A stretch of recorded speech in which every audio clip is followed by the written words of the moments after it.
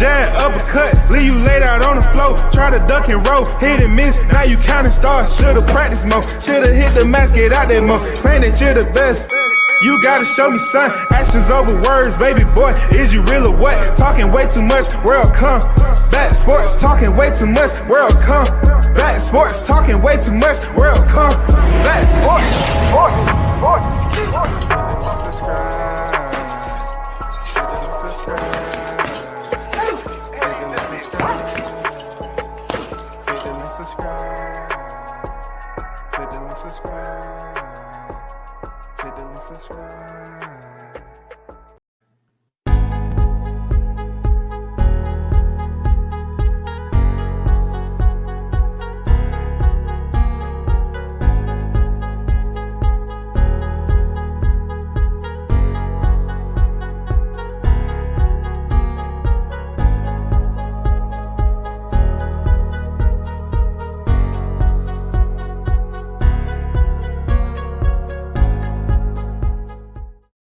Once again, thanks for tuning in. You're listening to World Combat Sports. What's good? Happy Sunday, man. It's the second edition today. It ain't gonna be a long one, but this is just open topics, man. Shit that I just want to talk about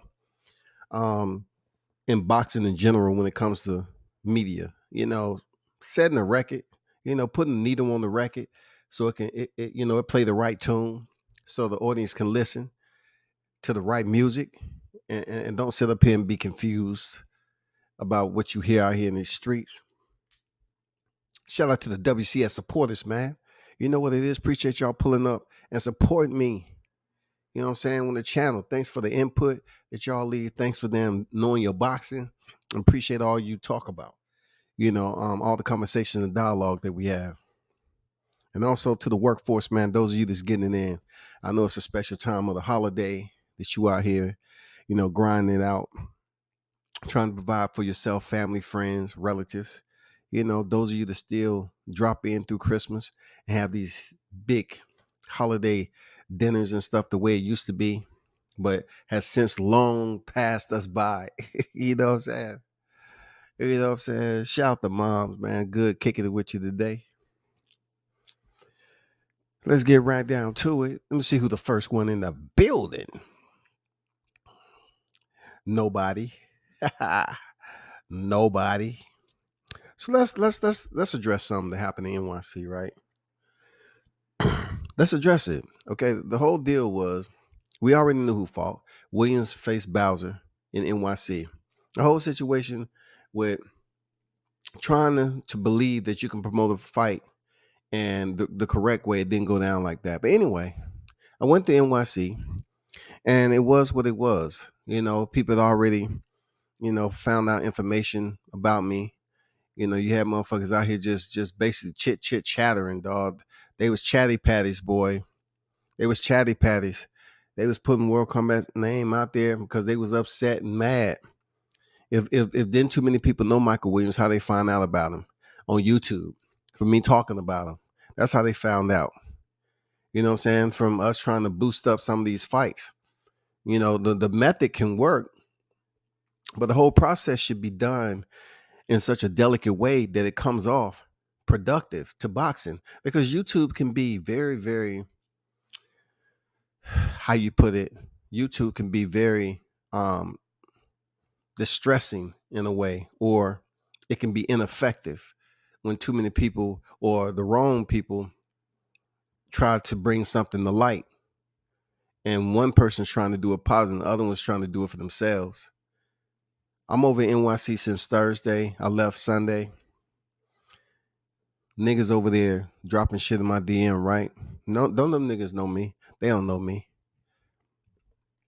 And I'm not going to give a nigga no shine, man. I see he's still over there talking about what I said about what I'm so past this shit. I'm directing this to Bowser's team.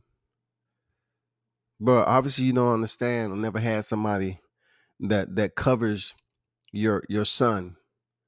I'm talking to Warren Bowser. This is to you. I guess you never had nobody close enough to cover your son with a lens. As anybody. When I go to these spots, I'll take pictures of the team. I'll take pictures of anything I feel like I want to take a picture of. This dude started freaking out only because I'm taking snapshots of the area, his team. I even took a full photo of his team. Anybody who know me and seen me post my pics on IG and Facebook, that's what I do. Their team was no different.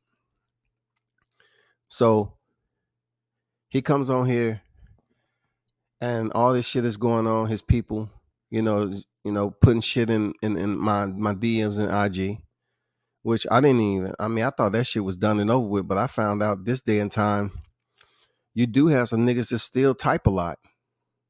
You know what I'm saying? It used to be, communication was everything, but I guess communication has basically digressed to the home keys and damn mobile phones. When I tell you I don't know these cats like that, I don't know them. But the amount of energy that they put on me, just one person, tells me that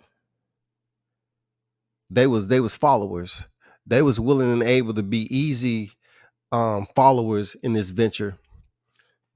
They the ones who need very little evidence on somebody. They just gonna listen to what some loudmouth is talking about and all the negative shit they saying about one person and damn misconstruing the situation. See, me, I look at it like this. If somebody's telling me about somebody else and the information is just so derogatory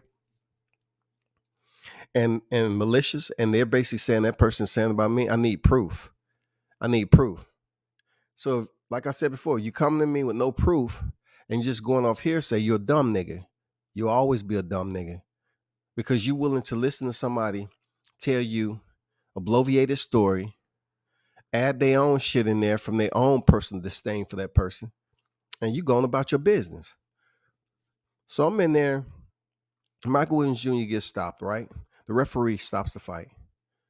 So I'm still moving. I'm still shooting the fight card. Okay. I get back to the steward. I'm down in the lobby with everybody else. Then here go Warren Bowser comes out. He's with his wife. Me being in my 50s, I don't know the man like that. I have nothing personal against this team. But he came out with his girl, so I'm respecting this girl unless his girl start popping off, and it's a whole different story. But initially, I'm gonna show him respect. It doesn't matter if they from Puerto Rico, DR, Mexico, Argentina. It doesn't fucking matter. I really took it so light. I guess what I experienced in life is just a lot more things that I take priority than this small shit right here, for real. So he comes up to me, what? My son, John defeated. I said, yeah, he did. He won. Congratulations. And I wasn't even being facetious about it, like nodding moving my head back and forth. Congratulations, being sarcastic. I was being genuine. Congratulations, he got the job done. Congrats. He's stuck. I say, so what about this? I told y'all this. I handed my phone. I said, what about this right here? What about that? Who's sitting there? Oh, he's crazy. He's just a crazy guy. But why y'all sending me shit and y'all see me right here in person? You see me. Why is somebody on your team sitting ringside sending me what I'm already looking at? So not only did they send some via DM, time the fight was over, they sent me something from ringside. And with my lens, I can see everybody that's ringside. I took a peek. I'm not going to give them no shine. I know who it is. But they sent me something for ringside as if I already don't know the results. So when he saw me up there, I said, what's going on with all this? He's apologizing and shit, right? He's shaking my hand and says, I apologize. It's all good. It's all good. And then, his wife is, she's cool. So I say, man, it's no problem, bro. It's all good. So that was it, bro. That shit was done, over. That's how I felt the whole time. I wasn't going there. It's not like I didn't have my people there outside of Williamston, but I was going there to cover the fight. I couldn't stop the results. I wasn't trying to stop the results. When I do that, I go there with videography and photography, as much as I can possibly get. So when we separated from that, I was like, I'm good. He shook my hand and everything. It's okay. No problem. I apologize. Because they was doing the most, bro. They was doing the most in NYC Bowser's team. They was doing the most. Not John. I don't care what anybody say. Not John. John didn't do shit except go in the ring and fight. And he picked up the dub. It wasn't John Bowser. I've seen this cat before. I don't have a problem with John Bowser. It's his pops and the other dude on his team. So all this is going on. I get back and I'm posting pictures, y'all. Check this out. I'm posting pictures of the walkout. I had Michael Williams Jr. at a certain point where the light was great. Like I'm shooting 200 yards out, y'all. My equipment. I got Michael Williams Jr. and I got Bowser walking out. I put them in I put them next to one another. I mean, top and bottom, walking out. And the caption said like Williams Jr. and Bowser, you know, contend at Madison Square Garden, something like that, on a great fight card, something like that. Nothing negative for nothing. Juan gets on here and start talking shit again, telling me I ain't shit. I did all that talking. I should do this and I should do that. Something's seriously wrong with that dude, man. Because he's now on Facebook responding to something that's actually positive for his son, John Bowser. Juan Bowser's just up here talking trash. I could because I screenshot the shit that they left me on damn IG. I could post it up here and get real dirty. But why? I'm not going to give him shine. I was giving your son. I even the team picture that I took of Team Bowser.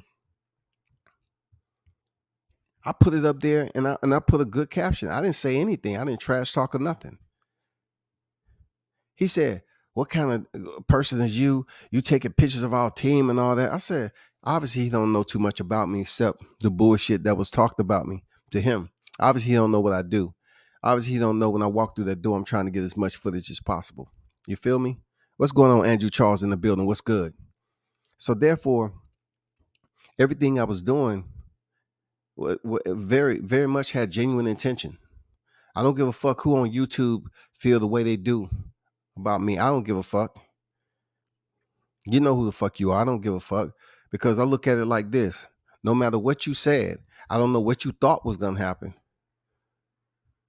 But I went up there and did what I was supposed to do. I wasn't worried about anything. When I went and got something to eat, I went and got something to eat.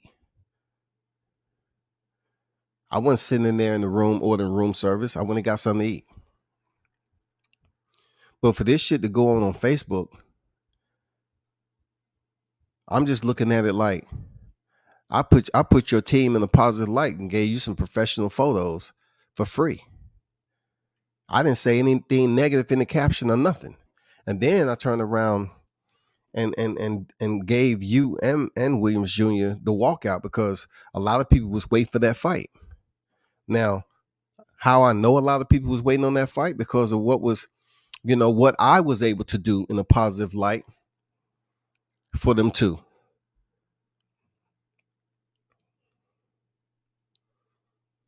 We had to promo the fight, to talk it up. And a lot of people was talking. And then I know the people that was up there talking shit behind the scenes before Mike even stepped in the ring. And they was wishing bad and wish he'd get stopped and all that. And he went in there. He didn't perform well. He had weight issues. He had to deplete weight, which weight issues and weight cuts do a lot to a fighter. It's not an excuse because he didn't get on here and say anything about it. But what's behind the scenes is this. It's just the fact that weight cuts happen different for everybody. And then when it comes to the performance itself, John Bowser went in there and got the job done. Team Williams, Michael, he didn't get on here and make anything. But the fact still remains that I was doing it in a positive light. I mean, I'm talking about light. I'm talking about this shit was light, y'all. This shit was motherfucking light.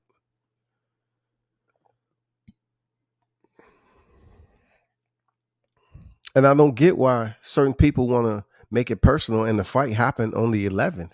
The shit is over with. It's done. It's over. He's 16-0. You're not satisfied? Like I told this nigga.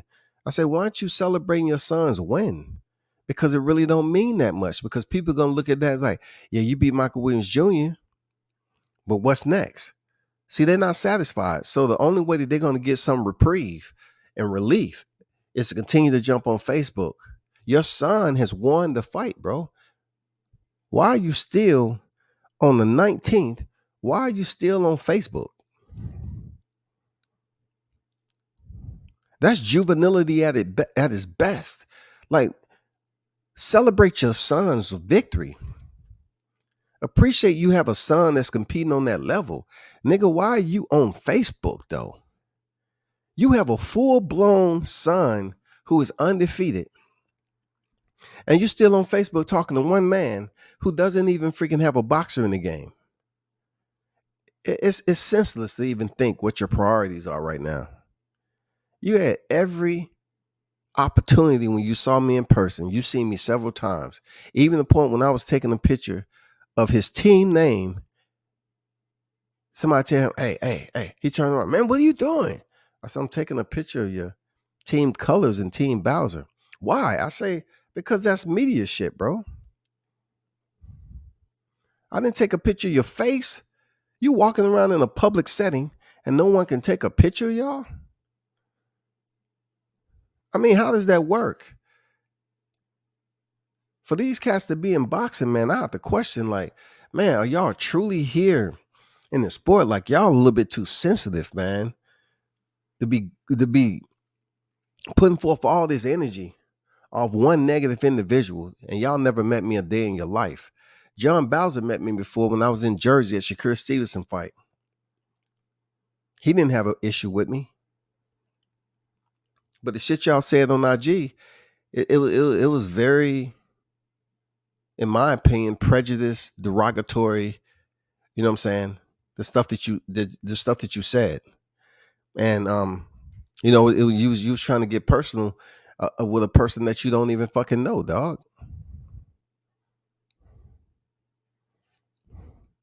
All off the weak ass strength of someone talking bad about me.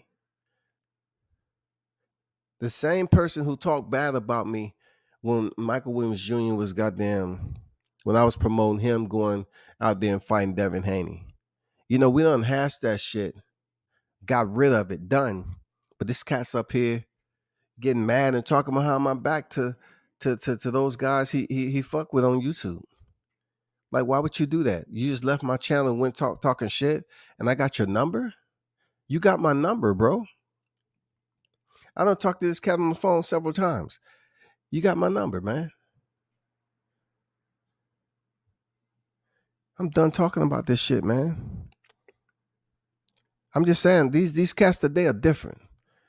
Not all of them, because we seeing firsthand how dudes in the industry and all this, they getting gunned down in the street and all that. You know, I'm not saying everybody. I'm just saying this YouTube shit when it comes to boxing. The cloth is a little bit more saturated than I thought. The lining is different. It's not built tough anymore for some of you cats. Yeah, that soft lining where you got to put something in between it. Something ain't right, man. What if you have another man's number, or you see a man in person and you can't cordially walk up to him and voice yourself? You know what I'm saying? You can't communicate and have a dialogue about something that's bothering you. Anyway, you know what it is, man. Congrats to them, but you need to stay your ass off Facebook, dog. All the shit y'all said to me, if I was very, very petty, I could have sent that shit to Top Rank and say, hey, you know, look at this. But I didn't. I just goddamn kept the shit to myself. And you know, that stuff don't bother me. I don't know them. I don't know them like that. But for them to have all this information, niggas calling before I get there and all this other shit and giving them my picture and all this other shit, man, I got niggas to talk to them too. That's the whole thing. They think everything is confidential, but I got dudes to talk to them too. Spanish niggas, man. I didn't tell you my family's half Spanish, bro. Like, come on, man. I know more Spanish than people give me credit for, dog. Anyway, I don't recall you ever talking shit about Bowser. Listen, man, that shit right there was pushed, there was fueled by negativity. That's all. Negative niggas do shit like that. Negative, grimy, low down, backstabbing, snake ass niggas do that shit. They want other niggas to do their work. I don't know what that nigga thought was gonna happen in NYC. I was going there to work. I made phone calls too. This is social media, dog. If I don't owe you money, I'm talking about serious money. If you didn't ask me, I mean, like for $1,000, say you're gonna pay me back in a week, and then I'm calling you, and you ain't, then it's an issue. Like, what are we talking about? Social media shit with he say, she say shit, and then this motherfucker filter out. I'm glad this Michael Williams Jr. fight came about because I really was able to filter out, the turtles of the group, the motherfuckers that act like they in here and they support you. And then when they inside their shell, they up there talking shit behind you like nobody can see them. I'm glad this fight played out because a lot of niggas that I was listening to that was really dogging Michael out, and they don't even know the dude. They was dogging me out for supporting him. And they really didn't even fuck with Mike like that. Real talk. They didn't fuck with him like that. They know nothing about him except his box rec and his all that media that's out there on Google. Besides that, he's a good dude. He has feelings. He felt some type of way about the loss. His family felt some type of way. His team felt some type of way. And then you get niggas up here that's acting like they never supported the team before. Like you got the same niggas that grow up with dudes that they really been seeing coming up through the amateurs, right? And they act like they're not showing bias towards that fighter. This is the fighter that they seen mature in the boxing game, and they act like, oh, I'm trying to be all hard. You know what I'm saying? I'm trying to show a tough layer of resistance. I don't fuck with fighters like that. I just do me. No, you don't. If a cat that I grew up with out this ATL footprint and they boxing and some people I seen from amateur to professional or even several years, it's gonna be some bias there when it comes to them in a fight. There's gonna be some bias there. It's not mad hate bias. You just supporting the fighter in your hometown. If you don't support the fighters in your hometown, it's for several reasons. One, they don't want you fucking with them. They some fucked up individuals. Two, you never really had the opportunity to know anything about them. They might be in your hometown, but you never really knew anything about them to get close to them like that. You know what I'm saying? And three, is according to when they came down here to your footprint. You know what I'm saying? It's a difference between you knowing them for a long period of time when they was coming up through the ranks and somebody moving down here and now they claiming ATL. You know what I'm saying? But to be honest with you, I went through the boot camp in the trenches of trying to support these niggas, and some of them, a lot of them appreciate it, and the ones you thought appreciated, they don't give a fuck about you. So I say it like this: find somebody else who's gonna put in as much work as I do, and goddamn post them pics out there for you to goddamn, put that shit up on your social media and have somebody looking at your shit. They wonder how I can get the money shot on Triller shooting from that far away on when Ben Askren was knocked out by Jake Paul. How can I get a knockout shot? Because you got to stay zoomed in. You got to stay with your shit on the phone. You got to stay zoomed in through the lens, goddamn finger on the shutter, and it's time consuming. But niggas on this social media shit, they don't respect it. A picture's everything, bro. Especially if you're doing it to the boxers, and a lot of these boxers not even dropping anything in your Cash App. You're doing it for the damn exposure for them. But look, if you ever want me to stop covering, if boxers ever want me to stop covering them, all they got to do is say I'm clout chasing. You're talking about a nigga in his 50s, retired at 37. Niggas in his 50s. I've heard niggas say that shit, I'm clout chasing. If you ever want me to just totally goddamn put the cap on the lens and pack my shit up, say I'm clout chasing. You don't have to worry about me never covering you again. Because a picture, what they say, a picture is worth 1,000 motherfucking words. That's the old saying. That shit's worth 1,000,000 a trillion. Now we got social media. Because you take the right picture and you catch the moment, that picture can be shared forever and a day. We have a platform to do that shit. Key Mitch on deck, man. What's good with you, Mitch? Thomas on deck. Get this smoke. What's good? L File player. What's good? Absolutely, I'm from the South, dog. It ain't no secret. It's no secret that L File player. I'm from the ATL. Shout out Decatur. I'm from the ATL. I was born and raised down here. Old 70s ATL, 80s ATL, 90s ATL. That's what I got to say. Let's be perfectly clear. So, man, y'all know what it is. It's a wild, wild west when it comes to the boxing game and doing media, because sometimes the boxers believe that if they are making moves to the boxer, they believe they're making moves, but then they're not really making moves. They're progressing, but they're not doing anything big just yet. But the pictures and the media, the videos, is very important, especially if you got somebody that's passionate about doing it. I appreciate the ones who got there and give me a shout out, man. For real. I appreciate the ones that take it upon themselves to give me a shout out, especially in my own backyard. I appreciate you. I hear you. I hear you, bro. Real talk. I got sons older than a lot of these dudes out here. But I don't sit up here and talk down. It's all good. I respect them the same. I go ahead and try to put in the work and get it in. Anyway, moving on from that, man. This is just open topics, man. This is just open topics Sunday.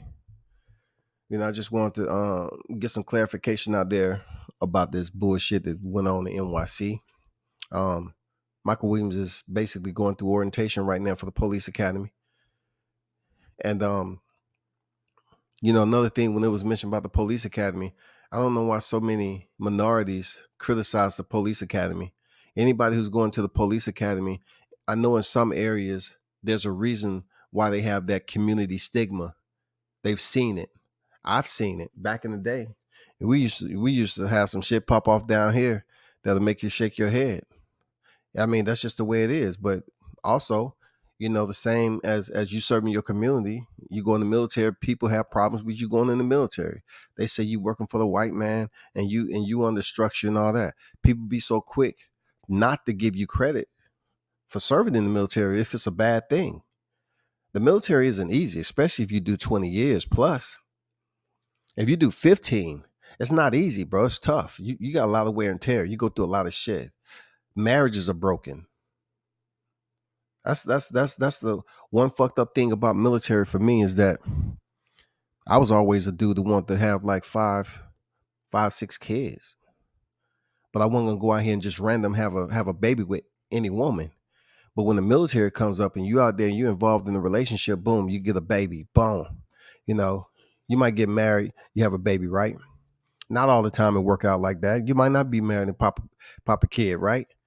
So you go on deployment, your kid's growing up. Your kid acting different than when you left him. You know what I'm saying? And then you come back from deployment, you've been gone like 6 months, 7. Shit different.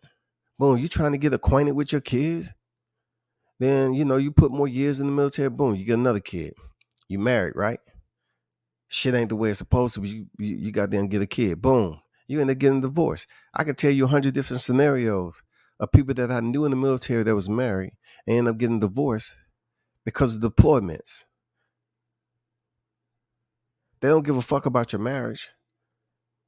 It's the look. I learned firsthand about military brats. I totally get I totally get it now because military brats are underlined because either one of the two parents are being deployed and the kid is able to do what the hell they want to do.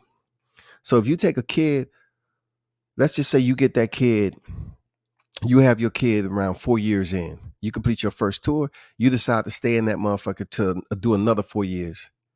When your kid get used, when your kids start to grow up, now they like 6, 7, 8 years old. You know, you having the kid that's growing up in the military. All they know is base housing shit, right? Boom. You do another enlistment. This going to take you to that 11 to 12, 13. Your kid's becoming a preteen now. They got friends. The fucked up thing about your child as a military dependent is the fact that you have to go to another duty station and they have to leave their friends behind. That's the most fucked up shit in life. I'm telling you, I've seen it. Even with my own. I ain't gonna lie, even with my own.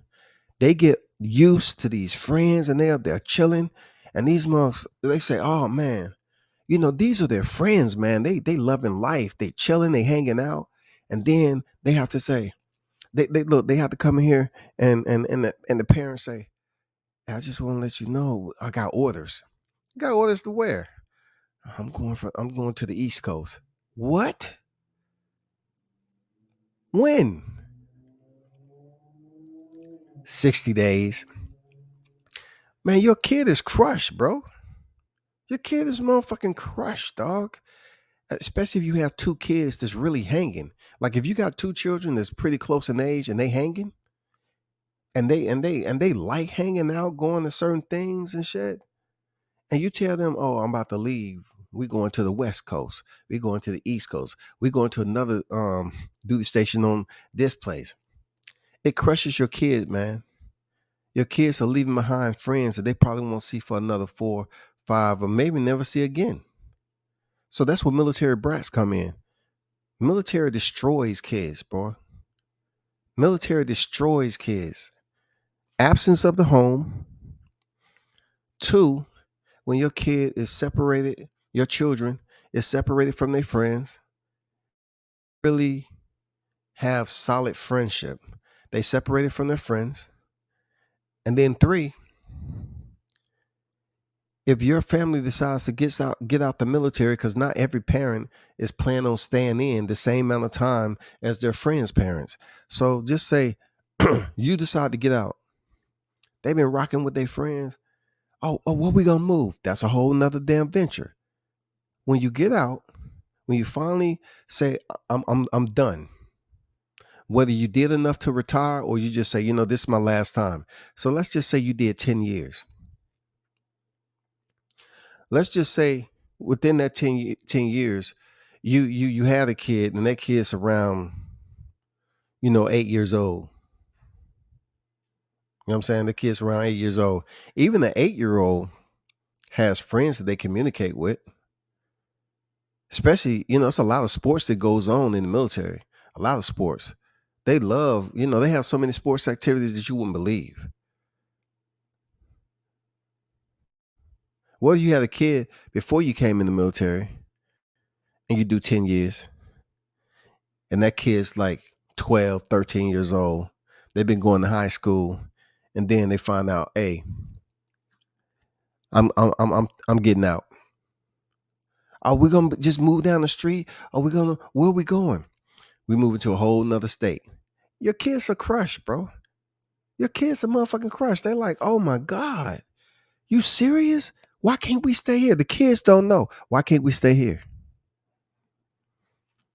But you know what? I wouldn't tell anybody to basically deter their kids from going in the military because it is very, very beneficial.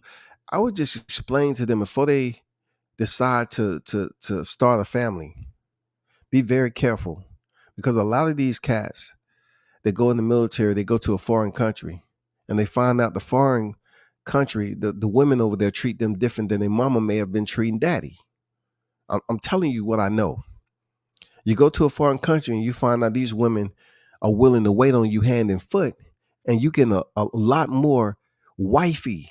Like you getting this wife material. You getting women who willing to cook for you and goddamn do all the little chores and really cater to their man. And cats from America, right? Look, we be like, oh shit, I've seen it, man. When I was coming up through, I seen this shit, bro.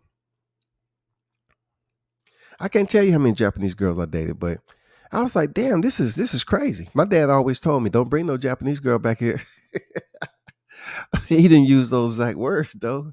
But he said, you better not bring no Asian girl back here. I didn't give a damn what he said. I was like, hey, if Pops only knew how much I was in them Japanese streets, man, he'd turn over in his grave, man, for real. Because them women was treating American the best. I mean, not every Japanese, but we talking about Australian, we talking about Korean, you know what I'm saying? We talking about going over to Hawaii. Man, we talking about Philippines, dog. Man, I can go on and on. I might even have a whole nother family in these. But anyway, I would explain to your kids, especially the males, because the males most of the time are dating foreign women. The females that go in, they usually end up dating somebody in the military, which is absolute no. I'm serious. If you have a daughter, tell them don't marry nobody in the military, because when you start having marriage problems, that should affect your job and it's going to affect your promotion. Females usually get married to somebody in the military. The males usually get married to somebody outside, foreigner, or somebody they knew back home, and they want to make everything right. So they say, hey, let's get married. And that person leaves their family and come over there, and you think you're doing something great, and then she miss her family. What that's going to do to the marriage? You're done. Done, sir, done. It's over. Maybe when you come back over here, we can try to rekindle. Been there, done that. So anyway, I ain't mean to go on a tangent about this. This is just open topics, dog, about shit in general. You know what I'm saying? Talk to your kids. If you haven't gone in the military, make sure you brief them. Be patient with kids, man. Be patient. Be patient with these women and having kids, because you're young in the game and you don't have that seniority yet. You want seniority when you pick up rank, so you can have more time to delegate certain things you're doing at your job and certain deployments. When you're picking up rank from E1, let's just say you E1 enlisted to E5, and you're going to be moving and grooving. You're going to be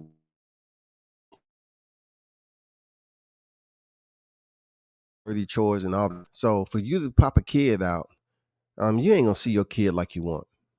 When you pick up E6, that's when things start. You're in a more supervisor role, and you can delegate orders and authority.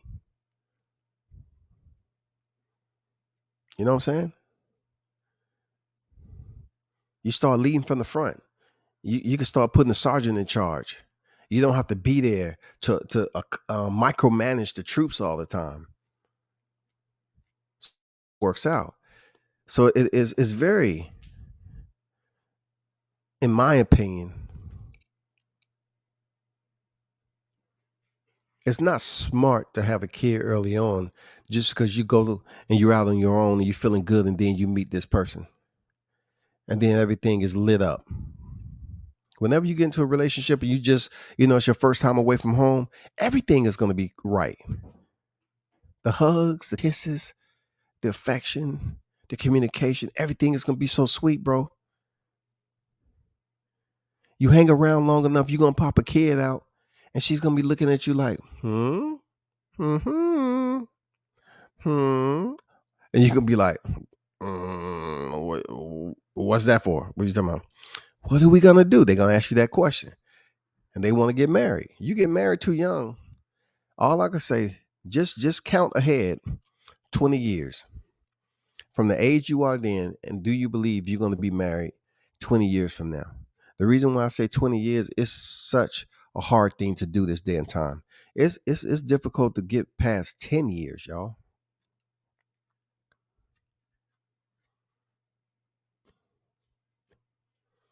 So tell your kids to look at that 10 that 10-year ruler, a 20-year ruler, before they go out here and bring home kids, and you like, damn, where's she at? Oh, she didn't want to come.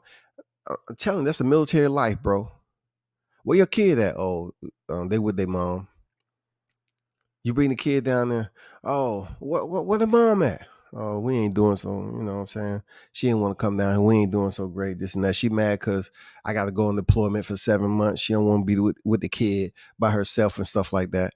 Look, and check this out, y'all. When it comes down to understanding what happens when you're on deployment, sometime, if you have one of them young female spouses that really can't control themselves, somebody else will comfort them. Guarantee it. Guarantee it. That's just military base. That's just the way it is. Anyway, enough of that shit, bro. Big dog on deck. What's good, man? Let's get to some boxing shit, man. You know, every now and then I see, I just see kids going off to the military like it's a carnival or something. I'm like, man, you about to lose control of your kid. Did you talk to them about anything? Look, I just had a female that I told her parents, I said, make sure that, she's fully aware, she's a female, on the ratio of her female to male ratio in school. This is in school. I say she'll be pregnant the first year she's in the military, and she's going to end up getting married to somebody that she's not looking at that 10-year, the 15 to 20-year ruler as far as marriage. What happened? Married already. No, pregnant first, married, and they coming home acting like everything is cool. Like when you're young, you can do that shit. Okay, this is what I got to do. I'm in the military. I want to do what's right. I got a kid. I want to get married. But bro, when you start deploying and when you start goddamn changing duty station, that shit is done. Anyway.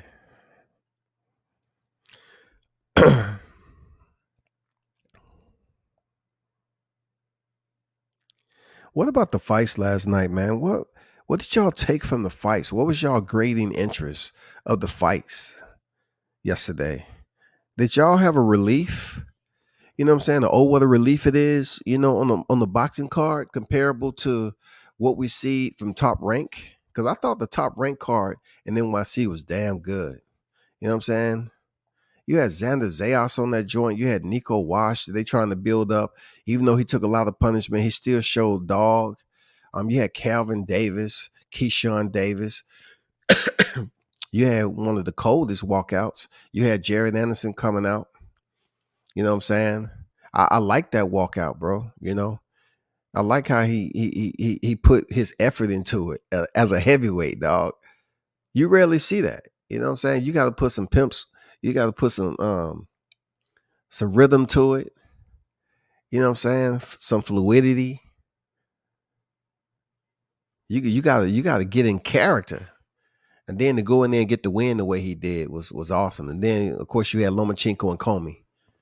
Comey was took it pretty hard, man. Comey took the loss pretty hard because why? I mean, he's trying to reinsert himself back in their high rankings, man. He's trying to keep himself there. That would have put him right back in title contention. But he fought another tough competitor. He fought the guy that Teofimo defeated. Teofimo defeated him to get the Lomachenko, and then Richard Comey come face the guy who lost to Dan Teo, and he lost too also. So it was a redemption fight to me. It was a redemption fight for Teo and Loma. Loma already had Nakatani though. And I wouldn't really put him in the redemption state only if it was Teofimo Lopez. All right. But they may never fight again because we already know Teo's moving up to 140.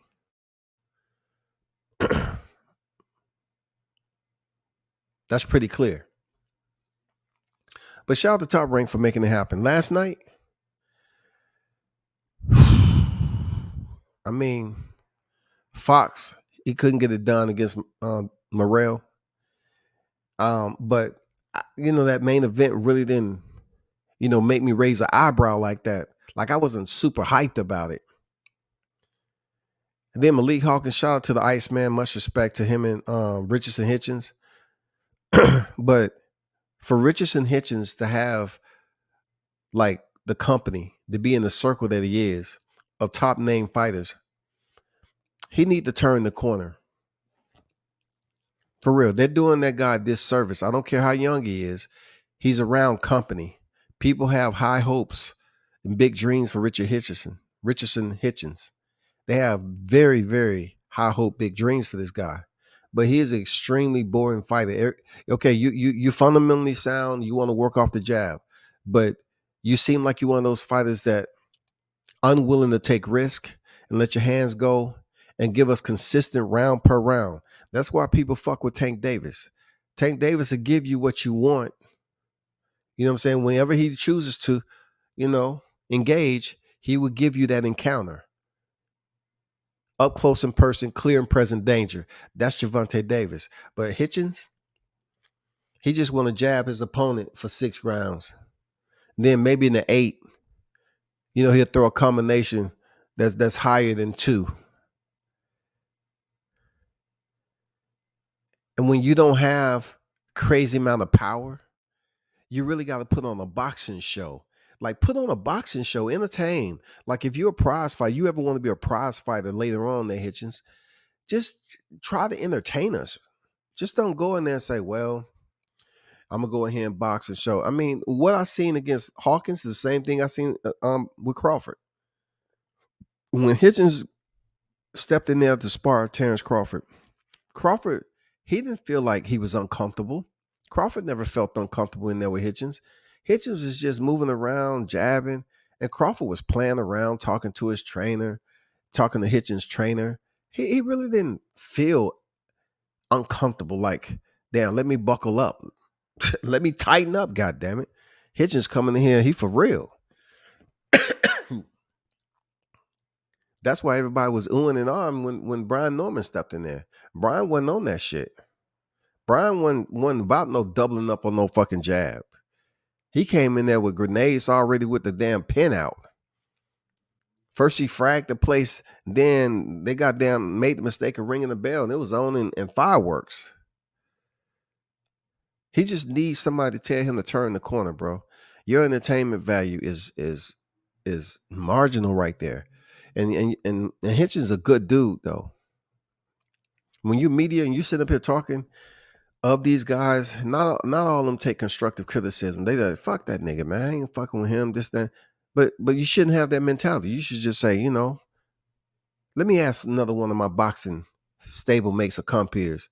Do you think that fight was boring? Do you think the fight with Malik Hawkins was boring? I mean, do you think he was just trying to play it safe in a lot of areas?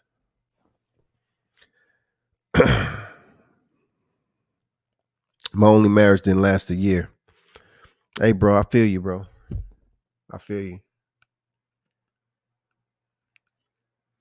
But we don't want to be freaking somber. You know what I'm saying? We don't want to be in a gloomy state in approaching Christmas coming up. I just thought I'd mention that because you have relatives that's really haters, about you being in the military or something. It should just cross your mind about how they really didn't fuck with you in the military, but yeah, none of they have kids, right? And their kids are going to, and they had like that's the biggest thing ever, but they didn't really fuck with you when you was going to the military. They was talking about some America KKK. You was going to work for the white man. But yeah, their kids grew up and say, you know what? I'm about to graduate. I'm going to the military. Oh, hey, awesome. Wow. And then they come to me, hey, so-and-so, going to the military. I'm proud of. Oh, for real? Okay, I got you. I wish I would have got that love back in the day. You was proud of me, goddammit. Hitchens had a good, clean win. Yeah, it was good and clean, dog. You know what I'm saying? Like Irish Spring soap smells good when you wash it and take a full shower with it. That don't mean everybody use that shit. Everybody don't want to come out in the public like with smelling fresh and clean like Irish Spring. I'm just saying, Andrew. Like, I'm just saying, dog. Like it was a good clean win, but goddamn, dog. Can you please give us something new next time? I mean, take some risks, dog. Let's put some fireworks. Let's get that Dell boy, that hashtag, that Dell boy fire. You know what I'm saying? Give us that Dell boy fire or something. You know, that dude, he was making expressions. He was showing you that he was tired. He was showing that he was fighting for his motherfucking survival. Man, he was showing you everything that deals with combat sports, man. Dale boy was in that motherfucker. He said, I gotta come out here. I gotta break through this damn fatigue. This dude was still punching, dog. Shit. Dale boy was getting it in for real. He was getting it in yesterday. Damn, dog. It is what it is, man. Not every fighter can be like that.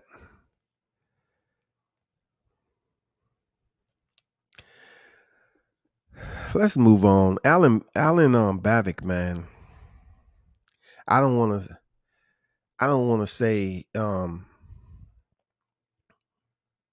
he has a lot of hype behind him and he's overrated. I don't want to say that. But he did run into trouble against a guy who he should have made look a little bit easier than that. You know what I'm saying? I'm moving to my boy Gerdo. Zerdo. Zerdo Gilberto Ramirez, man. I had the opportunity to interview him in Frisco, man. Very stand up dude, man. Every time I see that dude, he made me want to buy a freaking a Western outfit, get me a goddamn hat and a goddamn full length, get some boots with some spurs on that motherfucker. The way he be walking in the room, but he ended up defeating um Yaniski Gonzalez, and then he calls out Demetrius Bivol. I really hope that fight happen. I'll watch it. I think it's very good. I really like that. I really like that.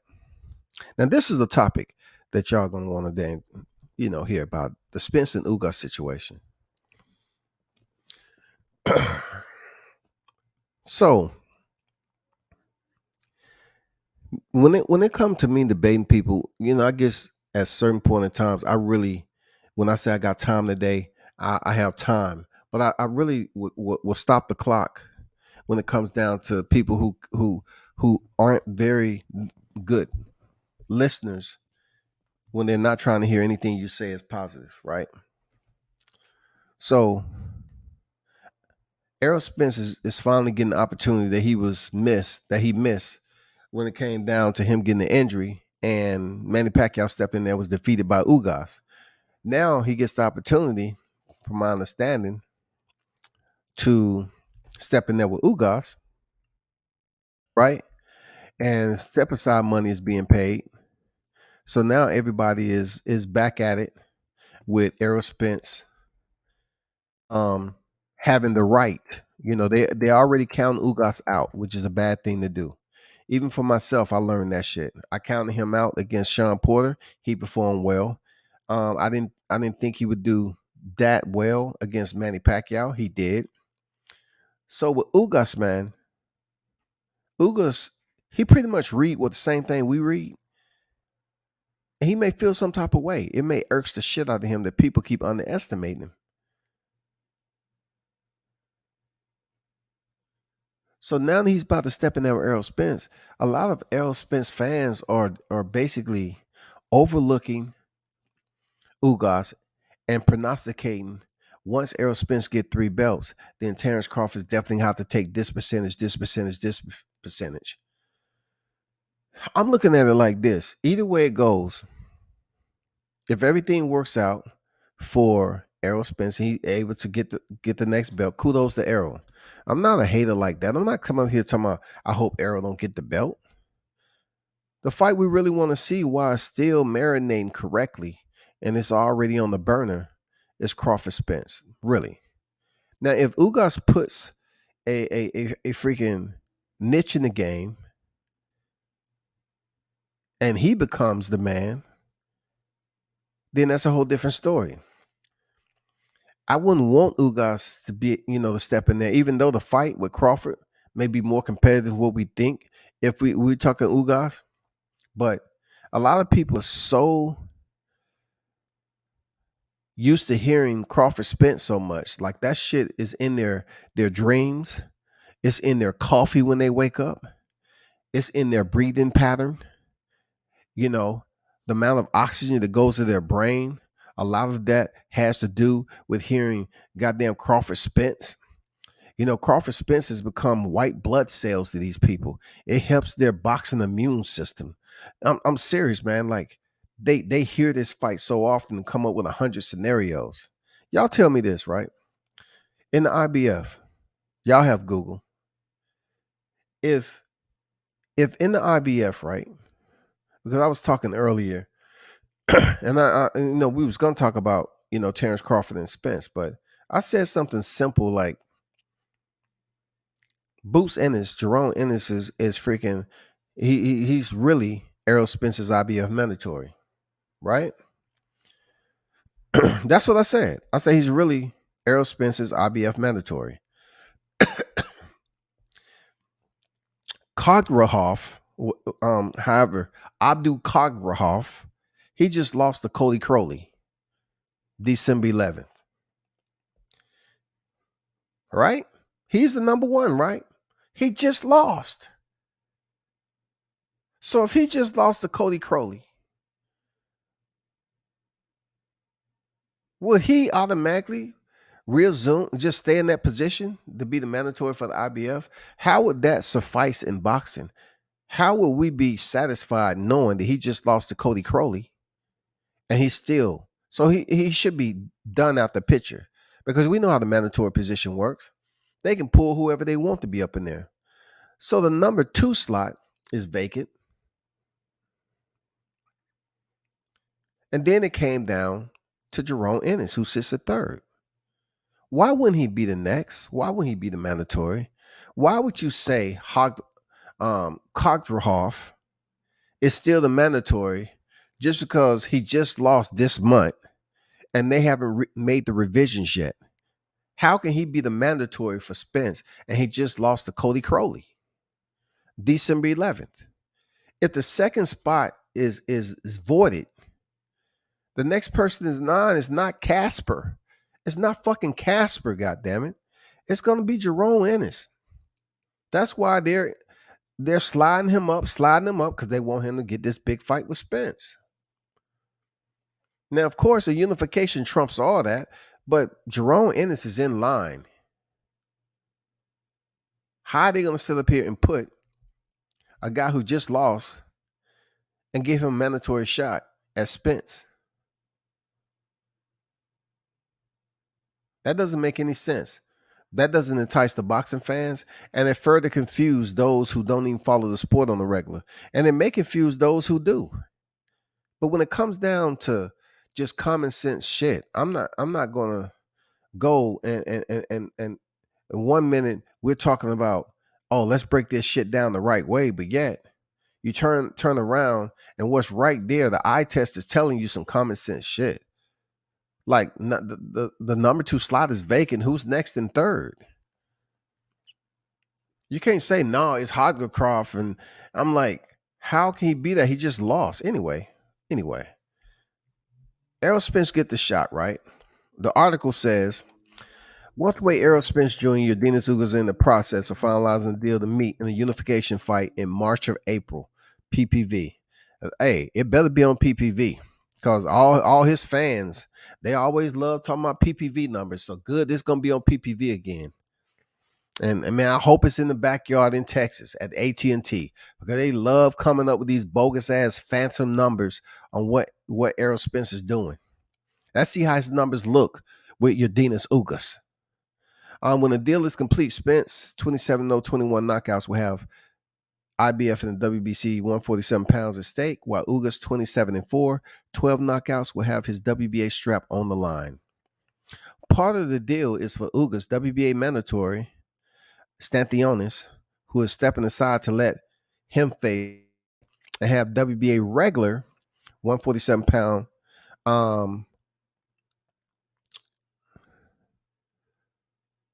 Butiev, let me see, how would you say that? Butiev. Razhab Butiev, 14-0, 11 knockouts on the Spence Ugas undercard. Butiev, 28, stopped WBA champion Jamal James in the 9th round 2 months ago. This is not about him. Ugas, 35, is fresh off his massive victory over superstar Manny Pacquiao last August, a fight in which the talented Cuban outboxed the 42-year-old former 8th division world champion. Pacquiao hadn't fought in 2 years since his win over Keith Thurman. The loser in all of this is a WBO welterweight champion Terrence Bud Crawford, because if Spence defeats Ugas and then beats Butiev versus Stantione's winner, it'll make him a 3-belt champion. Although the boxing public would prefer to see Spence and Crawford fight, that's not going to happen. You can argue that Spence management, understand what you're reading, hear me. You can argue that Spence management is skillfully maneuvering him to get a better deal ultimately in a match with Crawford. If Spence captures Ugas' WBA title, it's going to place Crawford in a significantly weakened position to ask for a fair split. But right now, they even consider a fair split. They even considered a fair split quite opposite of what's been floating around. Some of y'all that can give a fuck about the fighter will sit up here and say a 70-30 is good, it's fair. Why? And y'all be the same cats that's up here talking about they should get paid worth their worth. They're the one going up there lacing up the gloves and fighting. But see, that doesn't go for, that ain't neutral ground, what you saying. That's not neutral. Crawford has been placed in this position where people have built up this non-line. Non-line is what, we used to do in radio communication. They have built up this non-line of criticism of how they want to scrutinize everything Crawford does inside the ring. You know what I'm saying? And then, how his team criticized Errol Spence and all that other shit. It's really nursery type shit, though. Like, warm the bottles up real nice and goddamn, so they can start sucking on the nipple.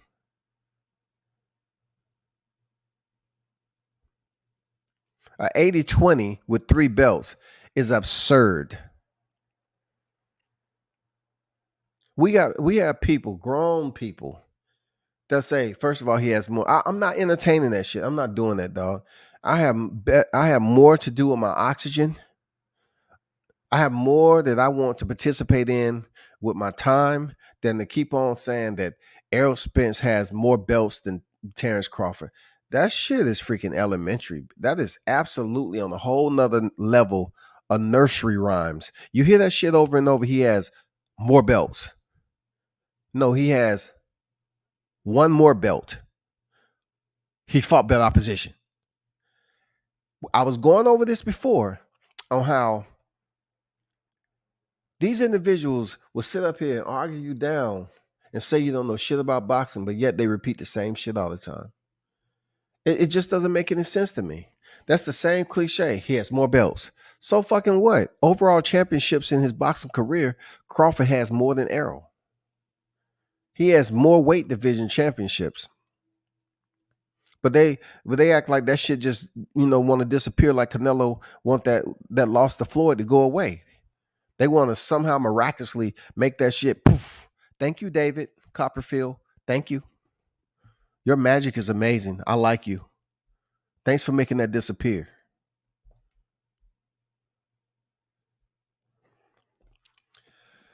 What about Spence and Ugas? Something happened? No, nothing happened. Nothing happened.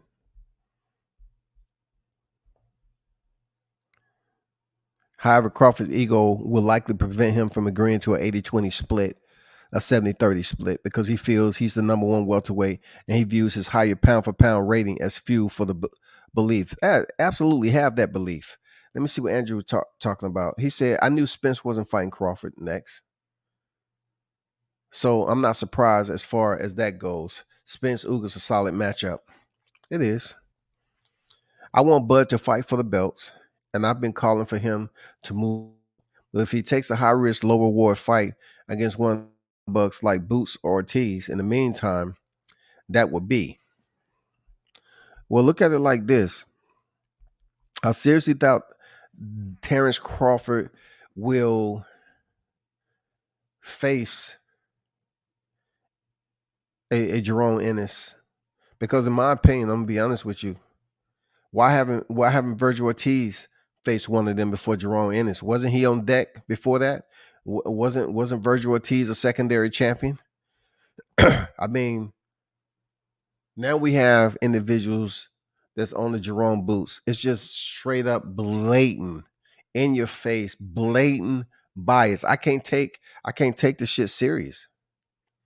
Jerome Ennis' best opponent is Sergey Lipinets, who lost to Mikey Garcia.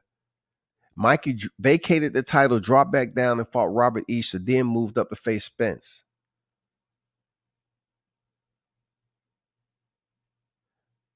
Meanwhile, Sergey Lipinets said, "You know what? Let me go up here to welterweight. I'm done." Da, da, da. He goes in there, and Jerome Ennis put on a good show, damn good performance. I like Boots, but to now push the next, I understand why it is, right? Look, I understand. I'd be a fool to sit up here and say it's not good for them to be pushing Boots. It's good, push him, because Boots is going to be where Terrence Crawford and Errol Spence is going to be real soon. Plus, he's a rising black fighter in the sport, and when it comes down to it, we don't need permission to support the black fighters that's rising in the sport. We don't need nobody permission for that. Where it becomes cloudy for me is when you put Boots Ennis up there as if he's supposed to automatically get this shot now with Errol Spence and Terrence Crawford, because all the other competition that's up there don't want to fight Boots. So let's just wait until one of them selects him. Let's wait and see Crawford select. Let's wait and see Errol picking. Like it's nobody else to fight. Why don't you put him in there? Sean Porter's going to be back next year. Put Sean Porter in there with Boots Ennis. He's supposed to be the ride or die, right? He's supposed to be the ultimate hero. He's supposed to be the one that y'all have faith in, right? Put Sean Porter in there, dog. Let's see how Boots handle that pressure, like y'all said when he was stepping in there. Because, from what I hear, y'all making up all these excuses on how Sean Porter is when he stepped in there with Crawford. I can't respect that, man. It's just pointless at this point. It really, when you trying to say that certain fighters who are around the same age, you have people on here thinking 31 and 34 is significant difference in age. Dog, come on, man. Come on, dog. Like, why are we shutting out these fighters and saying, oh, they over the hill and they're in their 30s? But how? When you have other fighters that's still performing. We have other fighters in mid-30s that's still getting it in, and you shaking your head like, damn. Why aren't these fighters being considered over the hill and they're still getting it in? Terrence Crawford is 34 years old, man. And nobody's really saying, oh, well, he's over the hill. But Sean Porter, if I'm not mistaken, let me verify before I speak. Let me verify first. All of a sudden, Sean Porter narrative is his age, right?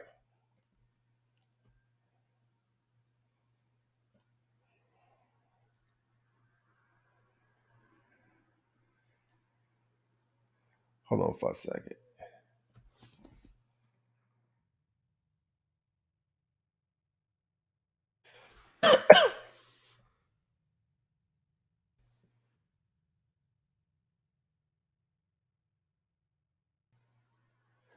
So look at this.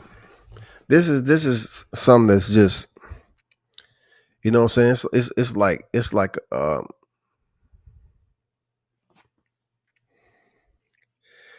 like an eyelash being in your eye. You know what I'm saying?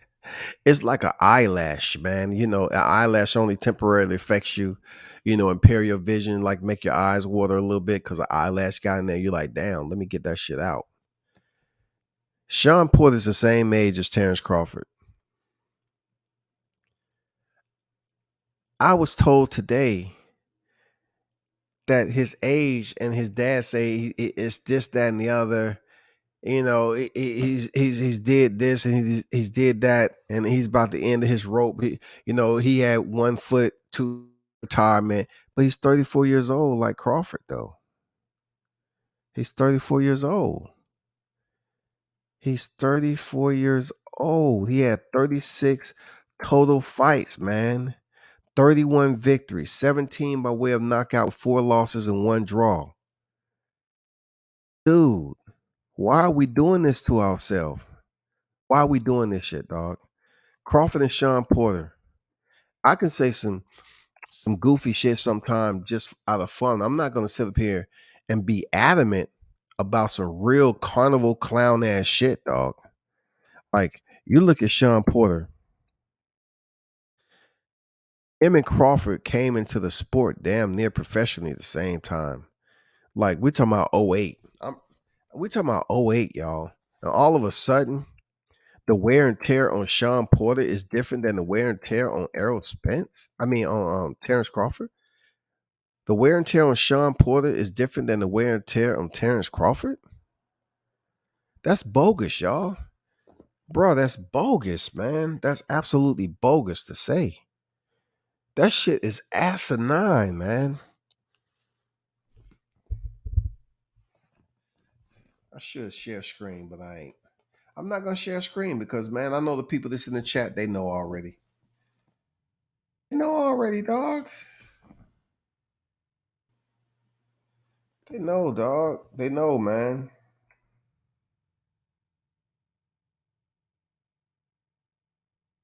That's why I don't really get knee deep into when they start mentioning Sean Porter wasn't the same, and as fighters get old. I can't believe you said that, bro. You know who you are. I can't believe, as much as I respect you talking about boxing. I can't believe you said that shit, dog. I can't believe you said that today.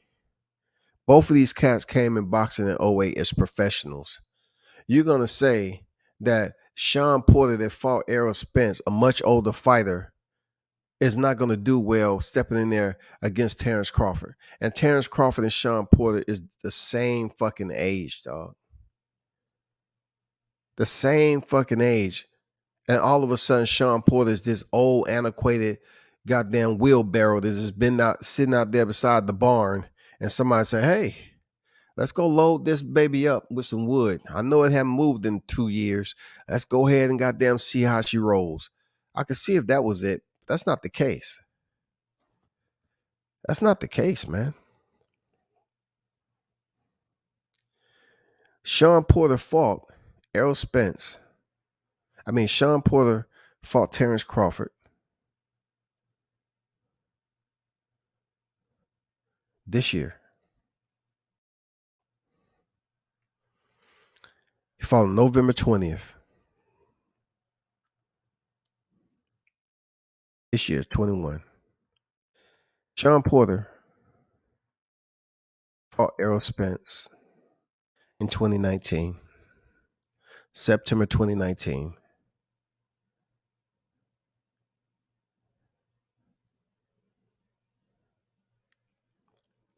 Just a little 2 years, a little over 2 years, bro. A little over 2 years. You saying that Sean Porter is old? I can't respect that, bro. Like, come on already, bro. You all are discounting Sean Porter's condition, that he's older now and he's not the same person that fought Errol Spence. And him and Terrence Crawford are the same age, bro. Man, come on, man. This shit just became clown show, dog. For real. That's not cool. That's not cool. For real. I don't even go that far for like when if I want to mention the fighter being old, that fighter's gonna have to be older for a different reason. Like I have to look at how long they was in the amateurs and they decided to come over to the pros. You know what I'm saying? I have to look at all that shit. I have to look at how long they've been boxing. You know, somebody like Manny Pacquiao, he been boxing since the moon was actually forming. And he has wear and tear on his body. I can see this, that, and the other. But they don't use that excuse for Manny Pacquiao. Manny Pacquiao is Manny Pacquiao. He goes into a fight and they boost the shit out of Manny. But for individuals that are supporting black fighters per se, how are you going to take it upon yourself to use a examining factor for people to tune in and think this shit is actually legit, to sit up here and say that the Sean Porter who fought Errol Spence is different than the one who stepped in with Crawford? He's much more older now. He's slower. He does that. When Terrence Crawford and Sean Porter basically turned professional in the same year in '08, they had their first professional fight. So what are we talking about as far as Sean Porter being this old dude? Just because his pops want to get up here and say what he said, that doesn't take away the win. And if you want to compare who had the worst Kell Brook, we talking about physical degradation, injury, damage. I would say the one that came off the Gennady Golovkin 2 weight classes up. Errol Spence fought the most damaged goods, Kell Brook. This man had 3 consecutive wins before he dropped down to welterweight. Man, y'all just being biased, dog. Sir Ken on deck. How you feel, bro? World Combat Sports salute. Salute to the wrenches. Salute to the chat. Smash the like button. I appreciate you there, Sir Ken. I can't think of anybody else I want to see Bud fight at welterweight while he waits on the Spence fight. It definitely shouldn't be Boots Ennis. Why? Now we got people trying to sit up here and act like Terrence Crawford didn't just come off of knocking Sean Porter out. Come on, man.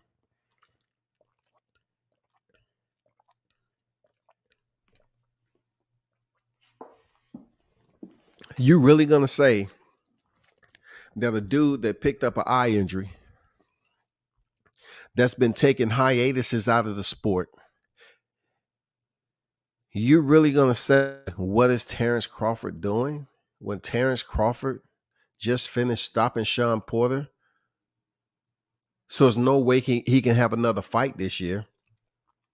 So going into 2022, you're trying to all of a sudden promote Jerome Ennis getting a shot at Terrence Crawford. Why shouldn't Terrence Crawford fight Virgil Ortiz then? Virgil Ortiz been calling for all the smoke. Why not allow him to fight Virgil Ortiz? If Virgil Ortiz and Jerome Ennis is the big names that's out there right now.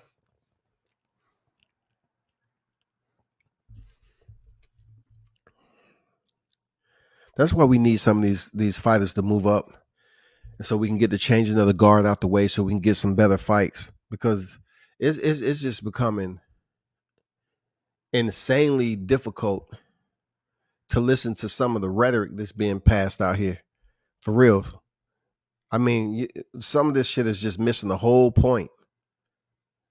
We have these Mexican fighters that's coming up in the boxing and they're getting big fights while we up here telling bum ass stories on fighters that should fight each other and acting like, well, this should be this and that should be that.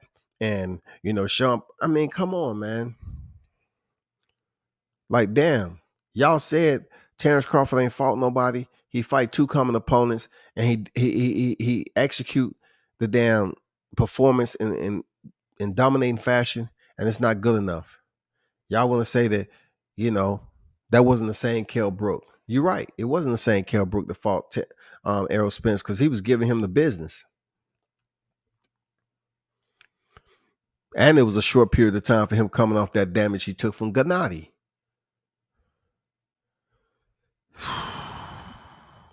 Leo Santa Cruz fighting on Barrios versus Thurman card. Keenan Copperhall. I like Santa Cruz, man. But just look at this, Mitch. Look how You just put Leo Santa Cruz is fighting, right? On the undercard of Barrios Thurman. Look how you just posted that and you didn't say, you know who fighting on the undercard of Barrios Thurman? Leo Santa Cruz. That motherfucker is he awake? How did he get a fight on the undercard of this? That motherfucker, he got slept, man. He was not, that's what I'm saying. That's what happens when it comes to certain fighters, man. Some fighters get a pass, some don't. This is a perfect example. Like Lil Santa Cruz, who would have thought he'd be back? You know, it doesn't seem like he took that much time off, but time does flies, though. You know what I'm saying? Lil Santa Cruz got knocked out bad, dog. That was bad, man. That was bad. And what is he fighting for right now?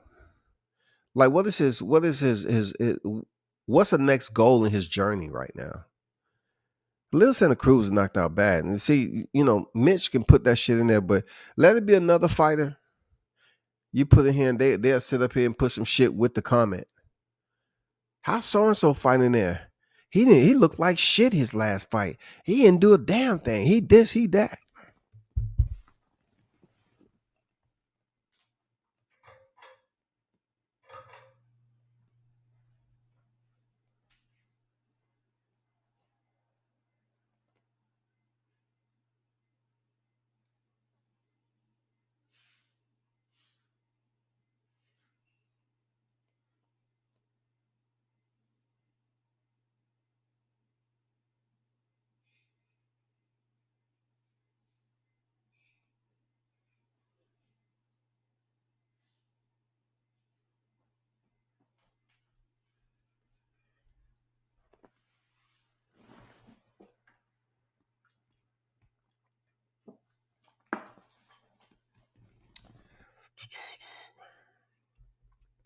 Shit, I want to see Crawford fight Ennis.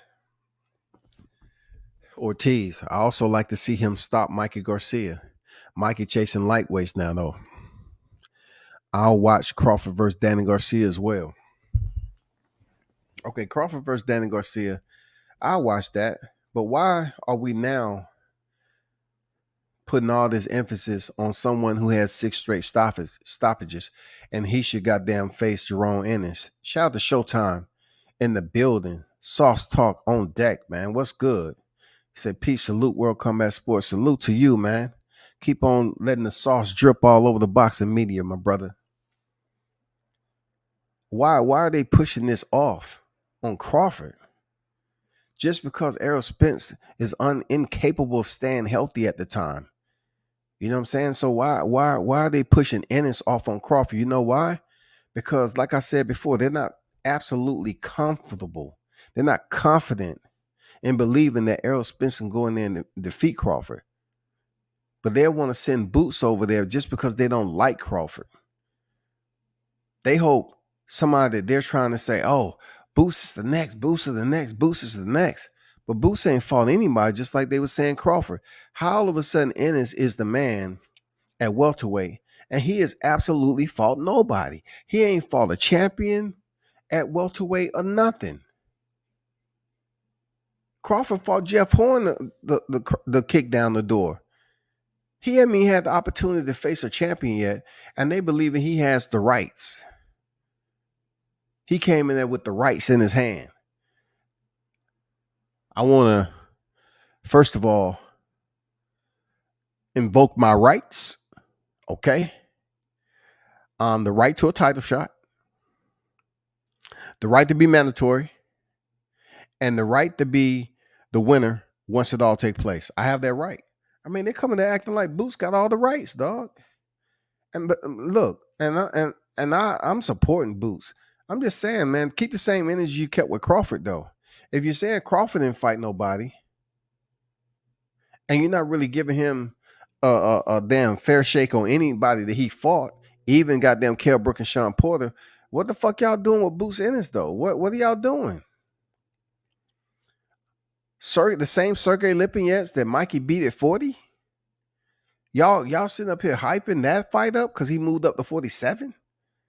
And all of a sudden he's a huge name. No, man. Oh, hell no. Hell no. That's biased, dog. That shit is extremely biased. Ugas ain't sweet. I see Errol Spence beating him though convincingly too. I don't see him beating Ugas convincingly, Mitch. People tend to be misguided with their thought process about respecting these Cuban fighters. You know, for a long time, Cuban fighters wasn't the one you wanted to fuck with. You know, they tough fighters. Everybody want to talk about their age, but look at the toughness in those fighters. You know, Gamboa, they used to talk about all these Cuban fighters and shit. Luis Ortiz, oh, they tough. Nobody wants to fight him. He's the boogeyman. Who he's lost to after Deontay Wilder? How many losses Riggin now have after Lomachenko? I mean, the list goes on and on with these Cuban fighters, dog. I think right now, Yordenis Ugas is sick and tired of people underestimating him, counting him out. He said, nah, this would be the perfect opportunity. I got Pacquiao on my resume.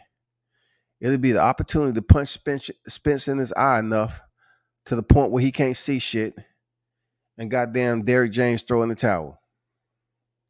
But I know before that happened, Derrick James will have his eye hanging out and down his damn waistline and shit before he called that fight.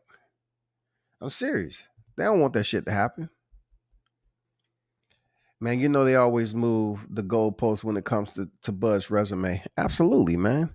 They be moving that motherfucker like a you remember that tour we used to have that shit to draw? It had sand in it or whatever. An etch a sketch. The etch a sketches, y'all was old enough to know that shit. They be goddamn drawing shit. You shake it and it erases it. And then you draw some more shit, shake it up and erase it. Draw some more shit. God damn, I didn't even see the last picture you draw. You know, you don't need to see that, man. You don't need to see that. They moved the goalpost from the field to the parking lot. To the parking lot in the oncoming traffic. You know what I'm saying? That's how they keep that damn goalpost moving, dog.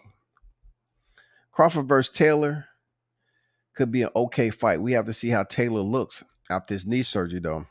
He has a mandatory coming up. Listen, dog. It don't matter how Taylor looks coming his knee surgery. Either he gonna fight or he not gonna fight. Is he gonna be medically clear or is he isn't? We have to look at it in that state of mind that these fighters have to complete a physical. We can't sit up here and say, well, Jose Benavidez was cleared and his injury happened years ago. But yet, Josh Taylor, he has knee surgery, and we don't know if it's a scope or a serious knee surgery. I think it's a scope. And he gets medically cleared to go back in there. Crawford go in there and beat that ass. He couldn't move the way he did. He had knee surgery. This where boxing becomes the Sesame Street game. Because you have a lot of people trying to be the Cookie Monster. Just grumpy old people. You just want to, I just want to go there and throw some old stale, oatmeal raisin cookies in that motherfucker and keep it moving. Throw some stale chocolate chips, some motherfucking fruit cakes in that bitch. Go ahead, Grouch. Keep on. Just throw some old shit in there. That's how boxing get, man. Nobody had time for that shit, dog. If Porter comes out of retirement, he'd be the mandatory for IBF at welterweight. Yeah, man, you know that. I can't even fuck with you on that, miss. You know that. You know how long they kept Porter up there? Man, Porter and Danny Garcia was just like chilling. Look, that's why they weren't worried about losing. They weren't going anywhere. They were going to stay right there, dog. Imagine how many fighters are in boxing and you have the Danny Garcia and Sean Porter just hanging out. Danny Garcia loses to Sean Porter for the vacant WBC. He goes nowhere. Sean Porter loses to Errol Spence. He goes nowhere. I mean, wow, dog. Like, god damn. Then somehow Carlos Ocampo comes from the land of the motherfucking lost. And he's the mandatory. Like, who? Carlos who? No, no entiendes, amigo. No, no, no say. Who? No, no. No, no, Carlos. Where did Carlos Ocampo come from? You know? It would be a Taylor moving up, though. Listen, Taylor moving up to fight Crawford right off the rip. I commend him for that. But what benefit is it? What benefit is it? And I ask that question because people be quick. They tune in. Oh, the same benefit that Crawford had fighting Jeff Horn. You know what I'm saying? He was the undisputed, so he deserved to go over there and fight Crawford. Good. Let Josh Taylor move up and fight Terrence Crawford, just like Terrence Crawford fought Jeff Horn. And watch him get his ass beat. Josh Taylor's big.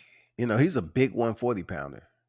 So the fact that he can move up to 147, I believe he's still gonna be the smaller fighter.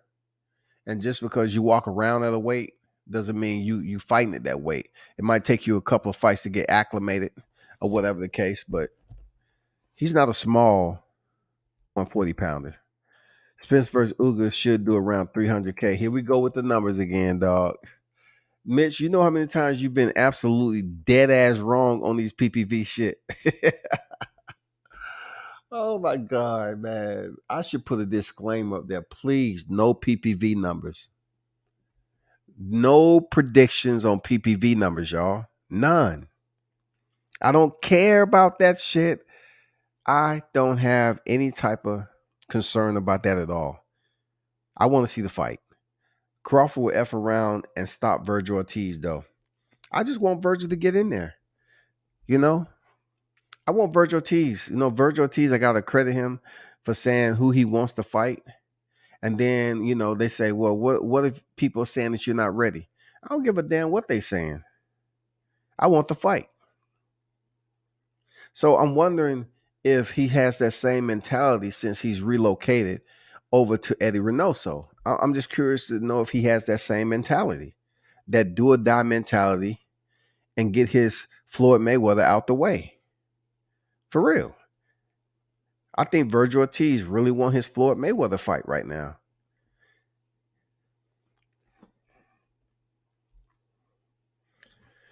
It's up to Ugas to shock the world. How motivated is he? That's a good question, Andrew. I would say coming off what we've seen against Manny Pacquiao, why wouldn't he be motivated? He would be motivated, dog. He had a very solid performance against heavy leg, shoulder, goddamn arthritic ridden Manny Pacquiao, who always want to make excuses. He went in there, got the job done. Go to politics, stay there. Do you think Errol will be rusty against Ugas? Errol been out the ring for a minute. So was Manny Pacquiao. So was Manny Pacquiao. Real talk. So was Manny Pacquiao, y'all. So since it brung up, I have time. Let me hold on for a second.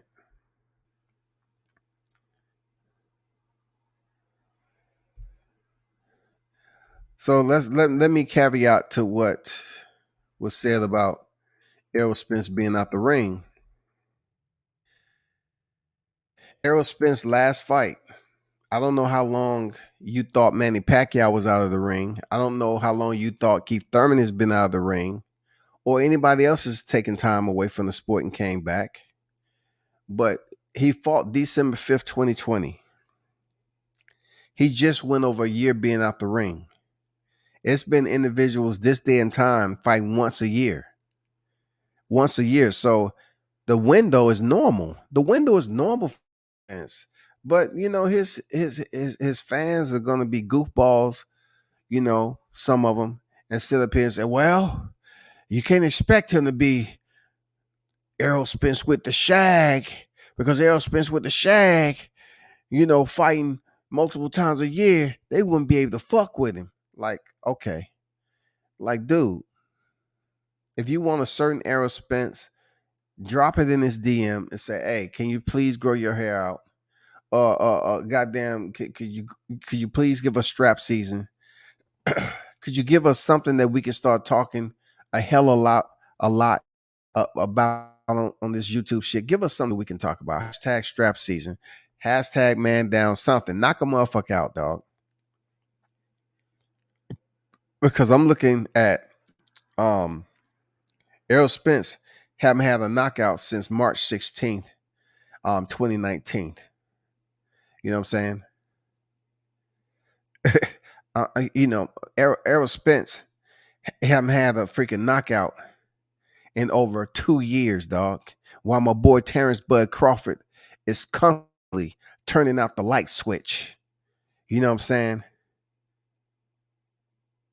He's turning out the light switch, dog. Errol Spence didn't knock out Mikey Garcia. He didn't knock out Sean Porter. And he didn't knock out Danny Garcia. He's going on over 2 years. Man up, hashtag. Man up, goddammit. That's what we looking at. Appreciate that comment. Y'all don't start making excuses for Errol being out of the ring, man. Don't do that shit. Don't do that. Don't do that. Free Hoover on deck. I didn't know that was you that made that comment. Don't do that, Hoover. Come on, Hoover, up here talking about you think Errol be rusty. Man, please. I think he'll be sober, possibly. Possibly. Shout out to Pac-Man. I'm in the building. Salute. G-Box and Arrow drink too much. I don't really get into that, but except when I want to be petty. But like I told other people, Boots ain't fought nobody to say that Crawford should fight him. Hey, you know how that goes, right? Boots haven't fought nobody, but Terrence Crawford should fight him. But yet Terrence Crawford haven't fought nobody, and they're trying to make it difficult for him stepping in there with Errol Spence. It absolutely make no sense at all. Like, even with him fighting Kell Brook and Sean Porter, it still ain't good enough. So how in the hell Boots, come up here to the welterweight division? His best opponent is Sergey Lipinets, and he should fight Crawford. And once again, I'm trying to treat it, the boxing shit with respect. But some of y'all on the same wavelength. That shit is flat. It's not peaking out at all. When you want to start mentioning Boots Ennis he should fight somebody that's around in the top 5. He should fight the Danny Garcia or Sean Porter. Fight a common opponent. Something. Fight Mikey Garcia ass or something. You know what I'm saying? Fight a catchweight. Find a catchweight opponent between 40 and 47. But if Boots Ennis ain't fought nobody, how is he supposed to get a shot at Crawford? How is he even supposed to get a shot at Errol? If Errol Spence fans want Boots Ennis to fight somebody, have him fight damn Errol Spence. Pay Step money again after, if he's victorious against Ugas. And have him fight Boots Ennis. I think a lot of y'all just love saying Boots' name. That's all. Bruce Gold, salute, brother, with World Combat Sports. Salute to Yoji. How you feeling, bro? Hope all is well on this Sunday. Now I'll come back. You got to tell me when and what fight I was completely wrong about PPV numbers. I haven't been off. Yeah, you have. You've been way off, goddammit. When you're going to fire that shit down range, make sure you have a scope or optic on that shit. You just freehanding that shit. You like looking and sticking your finger in your mouth and then sticking it up to see where the wind blowing. You just firing in motherfucking in the direction. It's going to be 25K PPV. This is going to be 125 KPPV. This right here probably do 417. Man, what y'all be doing? Leave them PPV numbers alone, man. Leave them alone, man. Your record is not clean, dog. Andrew say, that's right, Tay. Why not? Who else do we want to see Bud fight? I just want tell me this though. Tell me this. Why is it all of a sudden a push for Terrence Crawford, who just finished knocking out Sean Porter? They're both 34-year-old elite fighters in the sport. Why all of a sudden Terrence Crawford need to take another step fight? When Errol Spence came back, he fought Danny Garcia. Why aren't y'all pushing for Boots to fight Danny Garcia before he move up to 54? Why all of a sudden the push to fight Bud? Because he beat Sean Porter ass and goddamn Errol Spence went the distance with him and couldn't put him away. I know, man. Y'all mad out there, dog. Y'all mad. Y'all look at that shit like, damn. You know what I'm saying? Like y'all want to put the liability, the weight of the shoulder of the decision on Kenny Porter.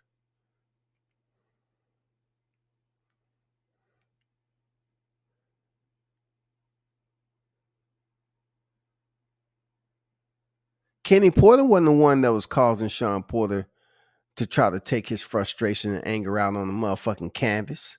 The canvas didn't have nothing to do with the punishment that he was receiving on the front end of Terrence Crawford's combination. God damn it, when he landed that uppercut after they told him he was behind on the cards, God damn it, that was the beginning of frustration with the residual beating he was getting. Somebody want to fuck around and say, hey, you behind on the scorecards, which was bogus as shit. They just did it for the cameras just to hype up the shit and give it a climactic ending.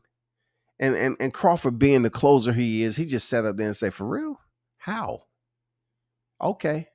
For real? How? Okay. For real? How? Okay. Pop, pop. Touched him up, dog. It's a wrap. It's a wrap, man.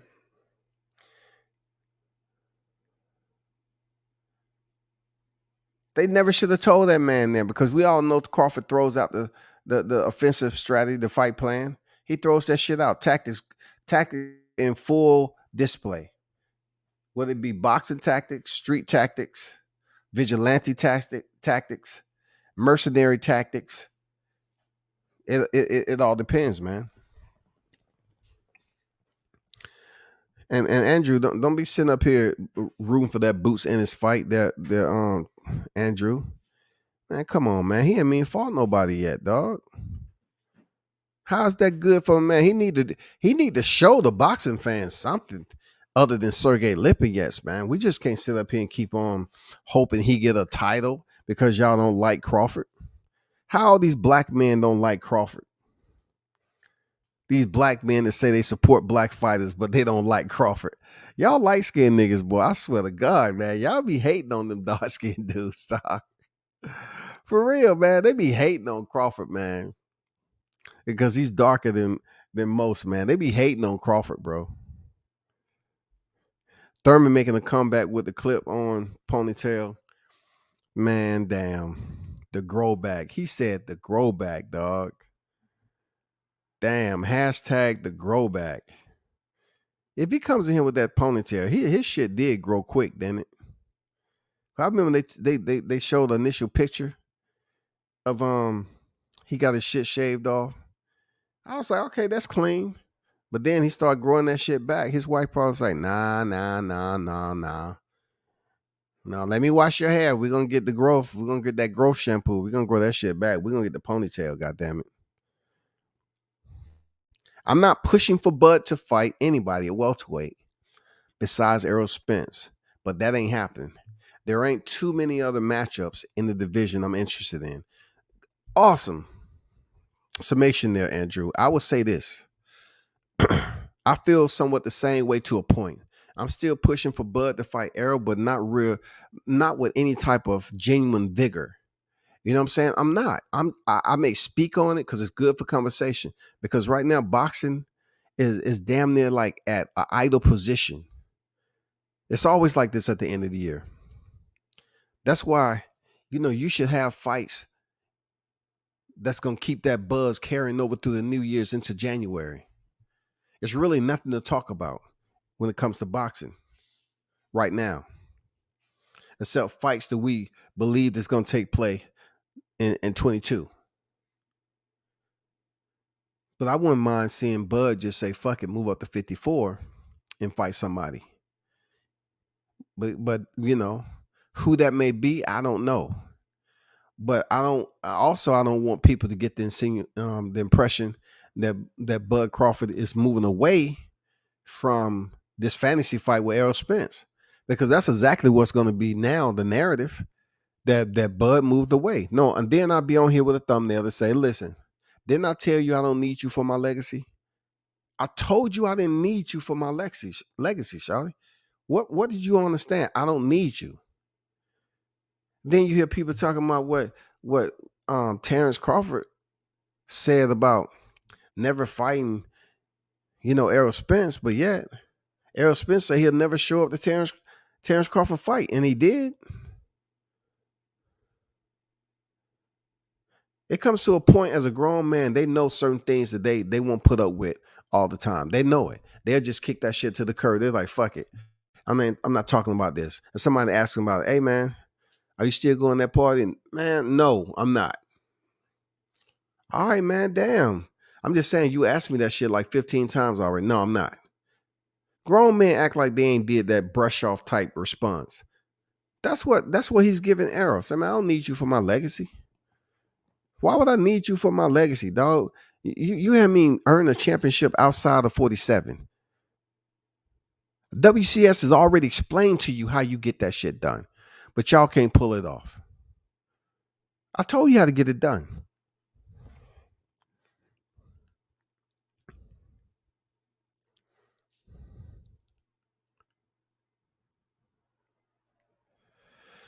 Bud, my guy, when it comes to Errol Spence. Bud, my guy, when it comes down to being the better welterweight. Bud, my guy, he's higher on the pound for pound list. Bud's my guy, being an all around the fighter. In the welterweight division compared with the Spence. He's that guy who pretty much has shown me a lot more of overall domination. How he goes about. And if he is facing adversity, he's able to get through it. He's able to do things that get straight to the point. You know what I'm saying? We want Errol Spence, that Pac-Man. We want Errol Spence to be Lucky 7. We want Errol Spence to be Lucky 7. But he's not going to be Lucky 7 because now, he's paying out money to Stanthionis, and now he's going to step in there and get a third belt. The good thing about the YouTube community, for all the Spencerholics,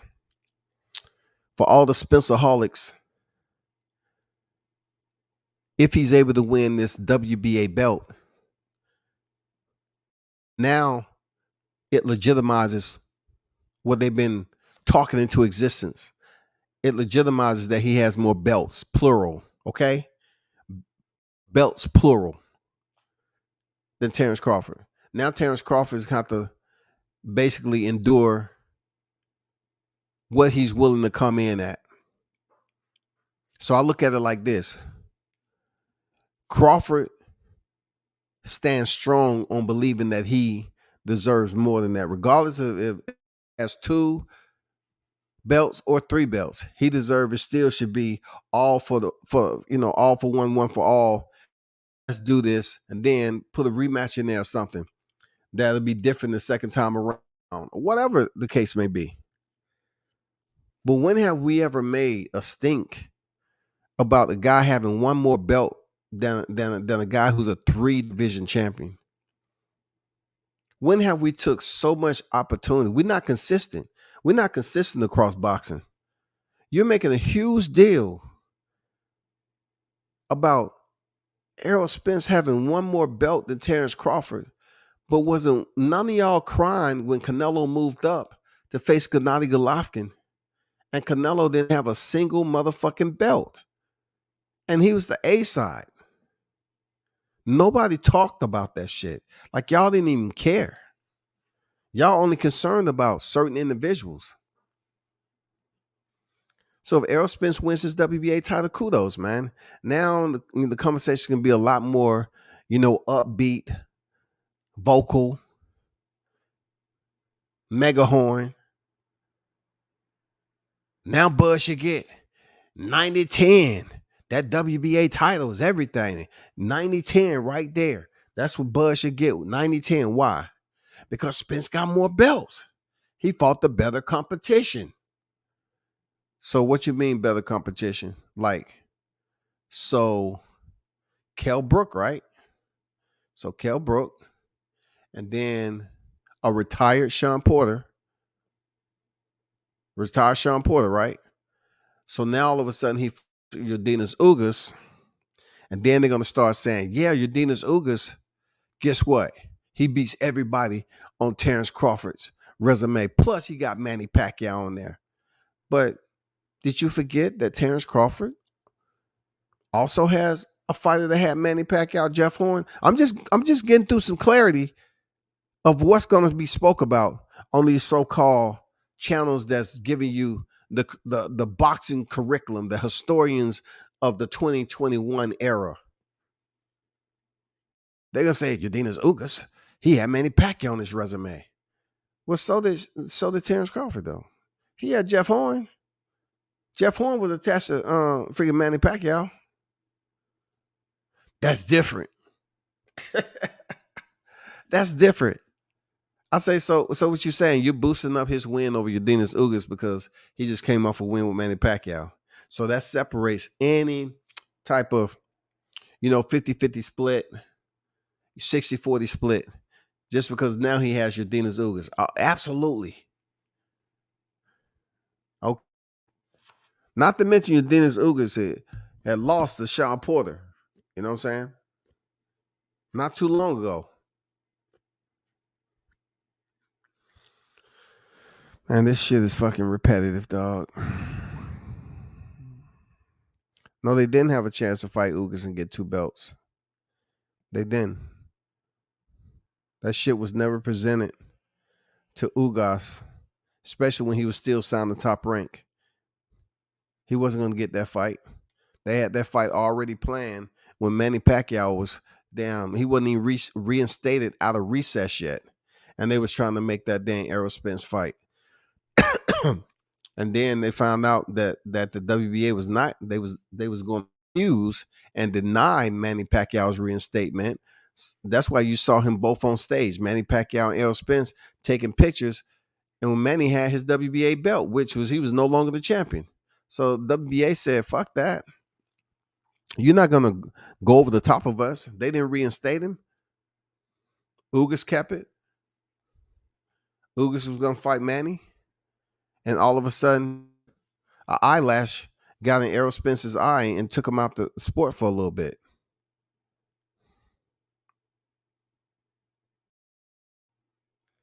Mitch, how are you instigating like that, Mitch? Whose side you on, dog? You don't have to be on my side. You can just be in the live chat, dog.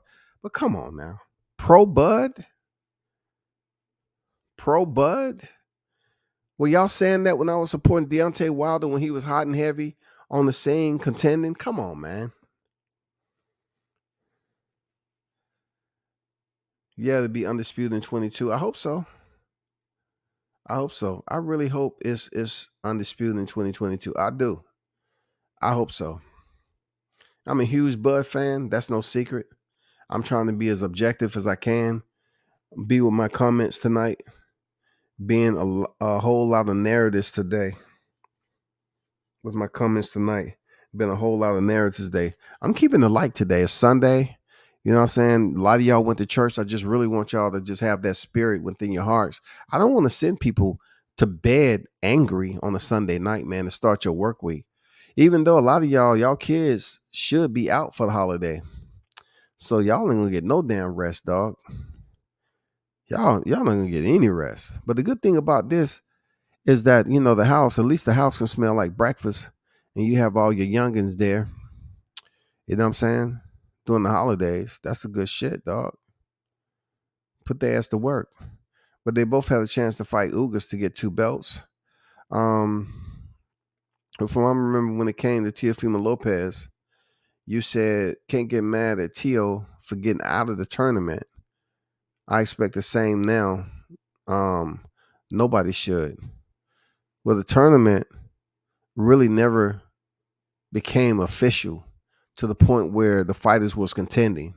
It wasn't like you had the WBSS or the Super Six series where fights have begun. They was underway. And all of a sudden Tio was, let's just say Tio was supposed to fight Javier Fortuna, and he bailed out and went over there to the IBF route. No, it was something something that was suggested. It was absolutely supposed to happen. Like the whole format was talked about.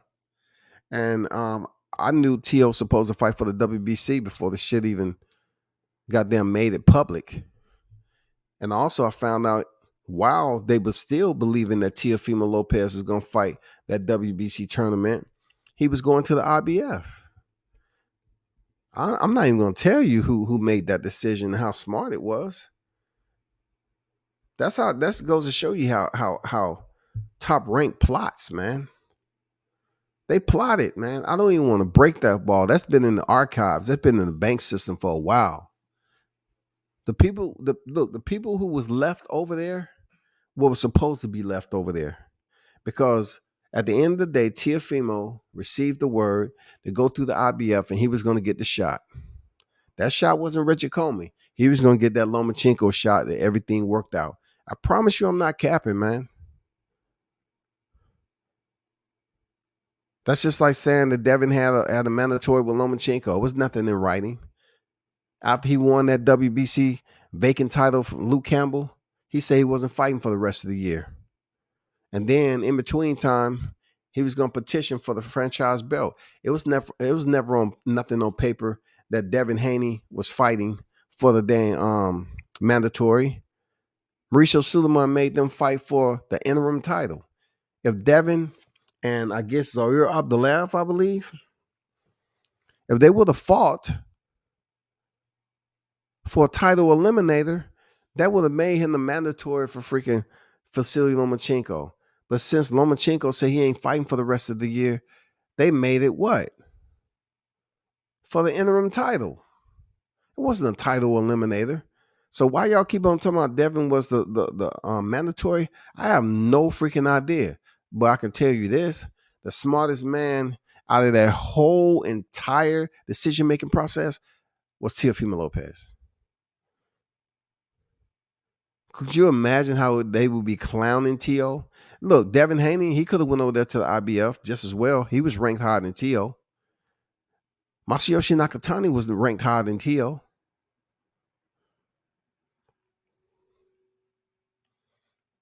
But you know how much backlash Teofimo would have got, him and his pops, if they would have stayed with WBC, and they was being stalled out like Devin Haney is.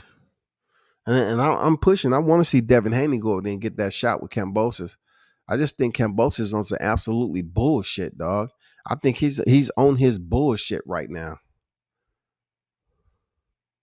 Like you see how they putting out here in the media, Errol Spence is and Udenis Ugas is almost done. Why we ain't getting that shit yet? Why haven't we been able to get this fight? Why we haven't got this fight yet? George Kambosos and Devin Haney is almost done. Why haven't we got that fight? Why?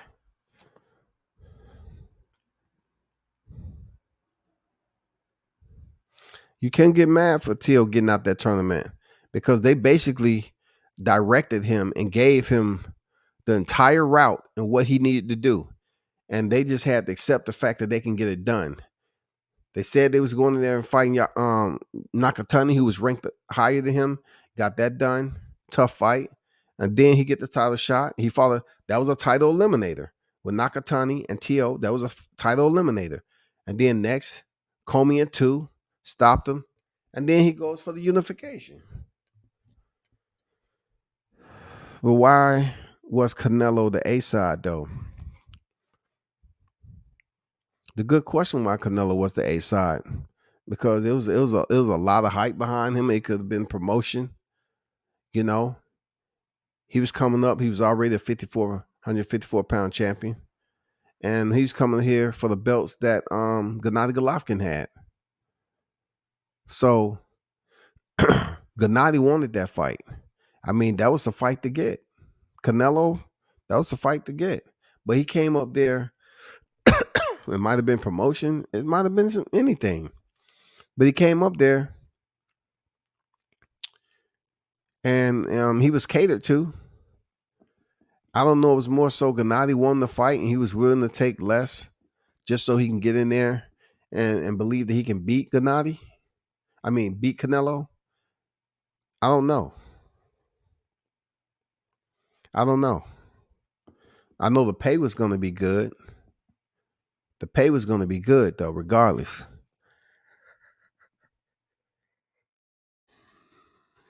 Be mad the fight is happening. Be mad that the fight is happening. What fight? Boots Ennis and Terrence? I believe it when I see it. But as far as Errol Spence and Ugas, I like that fight. I like that fight. I'll definitely tune in and watch it. I want to see, what Errol needs to work on again. Is he going to be listening to his corner? What we were saying, Sauce? To the ropes. What was Marcus Brown said? To the ropes.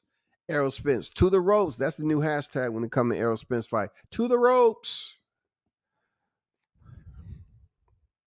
Pac-Man beat Jeff Horn. And everybody knows that. Well, everybody may know it in a sense where if they try to say, I know back then they were saying that Manny Pacquiao was old and everything, but he did enough to beat Jeff Horn. But I always go back to this day. All you have to do is just look on where it was registered. The register give Jeff Horn that trophy. And that trophy was sitting there as a gift when Terrence Crawford came into the welterweight division and snatched that motherfucker up and stopped him. Who's number 7, dog? We about to start doing the countdown like the Undertaker when he was winning all those damn WrestleManias, man.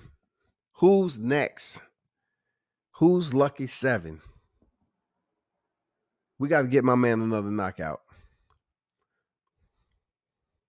So that's who he fought.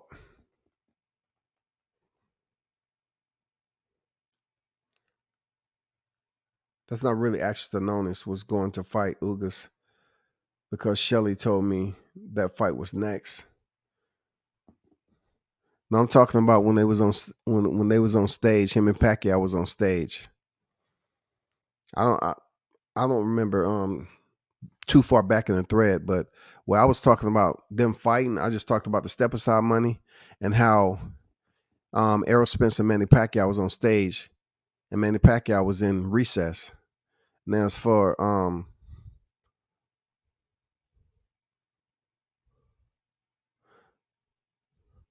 Stantione is facing Ugas first. Yes, that's supposed to happen. Yeah, we all knew that. He was going to fight Ugas first. But yeah, Errol's is pretty much, I guess, going to his 5 or 6 doctors to get clear for his eyeball. Because I want his eye to be clear. You know what I'm saying? I want his eye to be clear. I don't want them to come in here and just let him fight like they allowed Kell Brook to fight. And he probably wasn't all the way healed up when he got that beating from Gennady Golovkin at 160. I want him to be right. I want him to be right, y'all. I don't want people goddamn standing outside protesting and shit with their camera phones with the light on to my stick your lighters in the air. You know, what they're doing to Errol Spence isn't fair. So stick your lighters in the air. We're going to be out here all night. Let's sing it together. Stick your lighters in the air.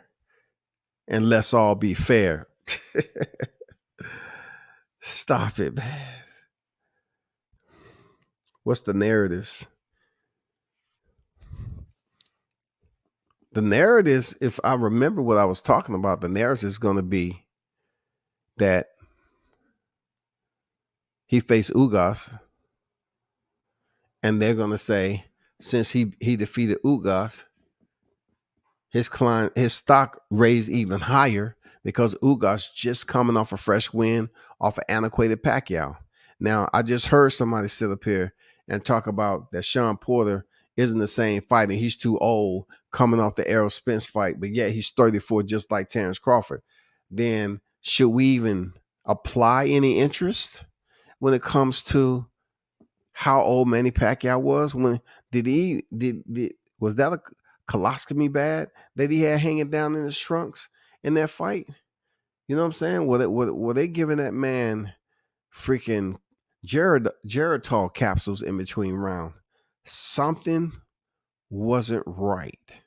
Like, people are not looking at this fight, but I guarantee you, when he beats it, the narrative is gonna be he got a better resume. He has a better resume. Who? Look at the champions he fought: Kell Brook, Sean Porter, Urdinas Ugas. The same Urdinas Ugas who defeated the 8th division champion, Manny Pacquiao. That is going to be their sole ender right there, to close it and zip it up. You really can't talk now, WCS. Look at his resume. Look at it. He got Kell Brook, Sean Porter, and now Urdinas Ugas / Pacquiao. 8th division, world champion, future Hall of Famer. Does Terrence Crawford have that on his resume yet? Okay, then, nigga, you can't fuck with me. You can't fuck with me. That's what I'm saying. That's what it's going to be, dog. I don't want to hear the opinionated narratives. L-Dub on deck. Right, so fault Arrow for having his plan together. Arrow don't have a plan, man. Arrow is just basically, look, put it this way, Pac-Man. Arrow should have a plan, because he was a sole survivor, just like Akon said, in trying to unify this division. I don't think it was a priority when it came to Team Crawford to come up to this division and say, I want to unify. I think his sole purpose in moving up to the welterweight division was to go up here and stomp on Errol Spencer's neck and let him know, next time don't leave the gate open, nigga. I'm the big dog in this motherfucker. You better make sure you check and see if that bitch locked. I catch any one of y'all puppies outside this morning, it's gonna be hell to pay. That's pretty much what he was trying to say right there.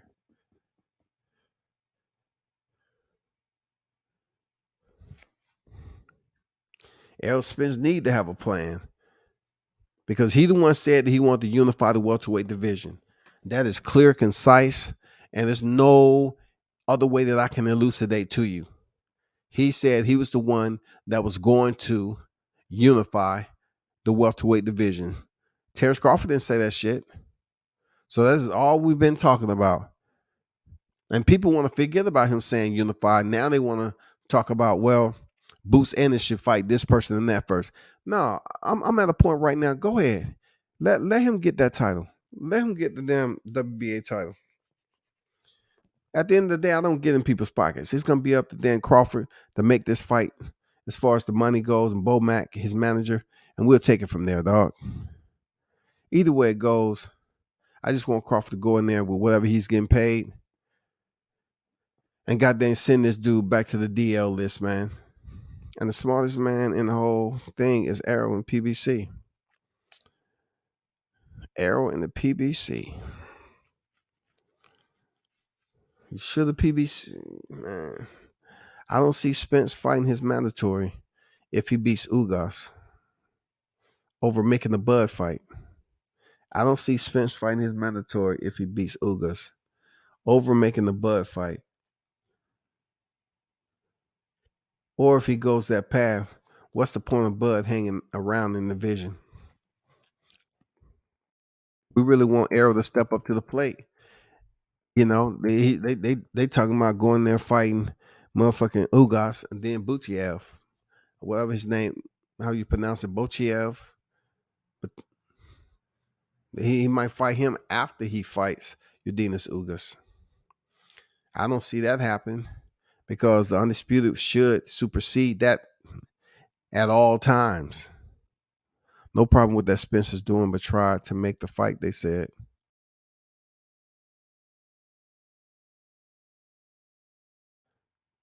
Bob didn't get shunned. Bob orders. Bob tried to make the Spence fight. They said no. Oh boy. Now we're gonna put it on Bob. We have too many stories just floating around up here.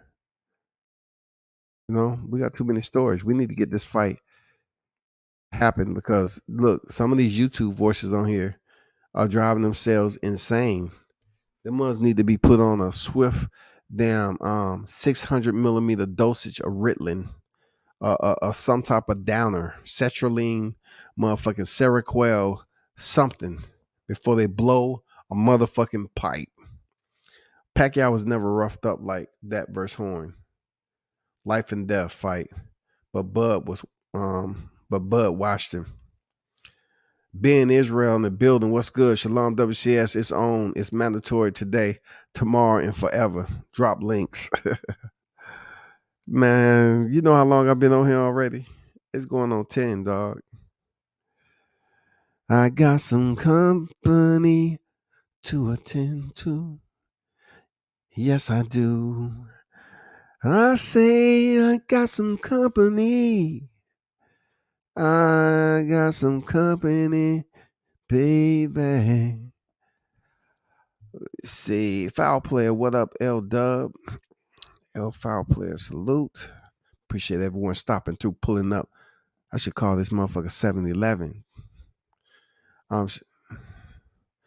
Ben Adams says, Shalom, L Dub, boxing is man down today, tomorrow, and forever. And you know, he step over there and fuck with Bud. Israel is going to be man down, my brother. It's going to be man down, Lucky 7. Put that Lucky 7 hashtag up there. Even though he ain't going to be, you know, he might still get a chance. He might. It's all about if he might not even get through Ugas, Ben. He may not get through Ugas. But what we do know is that there's positions. You know what I'm saying? That box rec has availability. And right now, we're looking for Lucky 7 for one person. Man up. Hasn't had a knockdown since 2020. Over 2 years now. It's time for you to just say hashtag man up. Man standing still. Man posture erect. Man in that position of attention ready to march. No more man down shit, dog.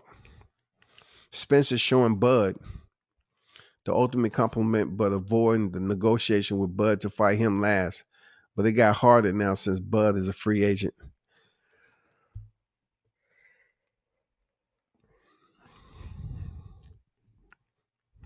I have a good understanding who Bud is signing with. I really wish I can talk about it right now because, you know, it'd be good. It'd be good. It'll allow Errol Spence fans just to go, you know, all out. I am legend, running into dark places and shit.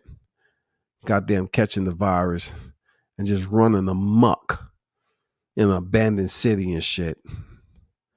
Losing their fucking mind. Errol is going to run into whichever mandatory will have him if he beats Ugas. Errol Spence defending content creators see this Ugas fight as a power move. This fight will maybe sell 200K PPV. L foul player, just like I told Mitch, stop it with those PPV numbers. Because you know what? Your PPV numbers is 100K off of Mitch's PPV numbers. He said 300K. You say 200K. So which one is it? 100K? Because I done heard Errol Spence shit, not Errol Spence, Terrence Crawford shit was like 35K, 50K, 90K, 135K. Which one is it, dog? Which one is it?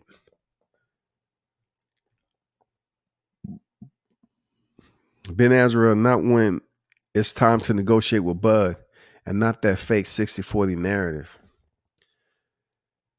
Man, it's good. This is a solid conversation, but man, I'm telling y'all right goddamn now. I'm telling y'all right now. Errol Spence better look spectacular, and he better not get his ass beat against Ugas because it is over. When I tell you it is over, I'm going to put an O on the end of over. that shit gonna be so over. He go in there and have a close fight with Ugas, a split decision loss. Somebody better go check on that man because I seen him crying just the other night. Somebody better go check on Spence. Somebody better go check on that man. I'm telling you, Ugas upset Spence, which more than likely he has a good chance to. Negotiations gonna be very good with Bud Crawford. I think it's time. I think it's time, man, that we see a true, legitimate upset in the welterweight division. And Yordenis Ugas may be that guy.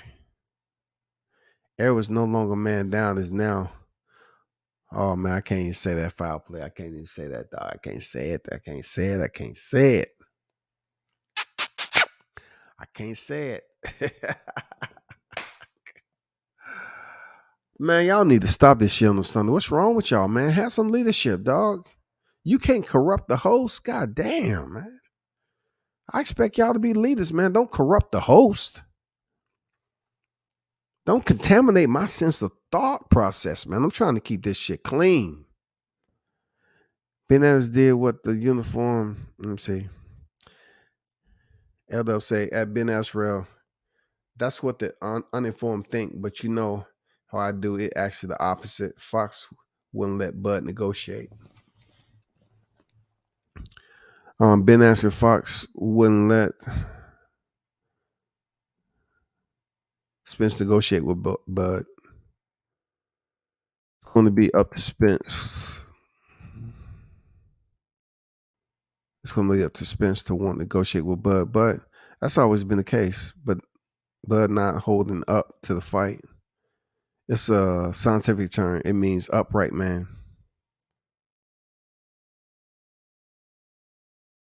Held up, where and who Bud signed the MTK Matchroom PBC where?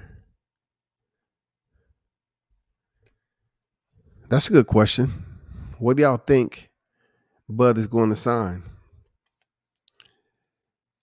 Somebody said it's going to be that promotion PBC.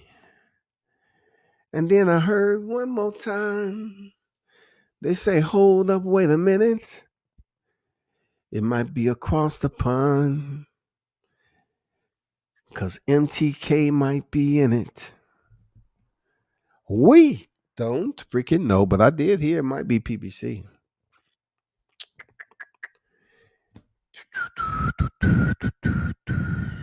Tell me the promotional nomenclature of PBC. L-Dub, Foul Player. Anyone y'all up there want to answer? We're gonna break down some shit on PBC so people can get some clear understanding of what's going on with the Gervonta Davis situation and whatever. What is the structure of PBC when it comes to the promotion? Who is the promoter? Somebody just explain that to me. It's getting about that time for the last call for alcohol. Somebody please explain to me. Just break it down for the people on how the promotional structure works. Because at Top Rank, we have a promoter, Bob Arum. But when it comes to PBC, I wanna hear the structure. Somebody break that shit down for me. Because a lot of people don't know how the structure works over there. They don't know. Come on, somebody. It has to be somebody in the chat, man. Break down the way the structure works over there, the promotional structure. First of all, what is Bill Haney? I'm not Bill Haney. Al Heyman. What is Al Heyman?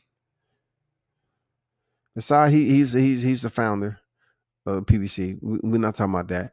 What is his billet?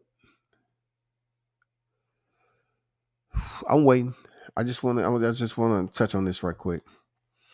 Okay, so we got Tom Brown. Who else? Tom Brown is what? On what promotion? Is that PBC? I said who's PBC promotion? PBC. Tom Brown. How what's his job title? What is his line of work? What's his AR, his area of responsibility? Please by all means do tell. So we have Tom Brown by Ben Israel, which is a good one. Good one. So you have Tom Brown, and then you have Al Heyman. So please, someone explain to me the Al Heyman Tom Brown situation. Um, who's the promoter? Tom Brown is a promoter. What's his relationship to Al Heyman?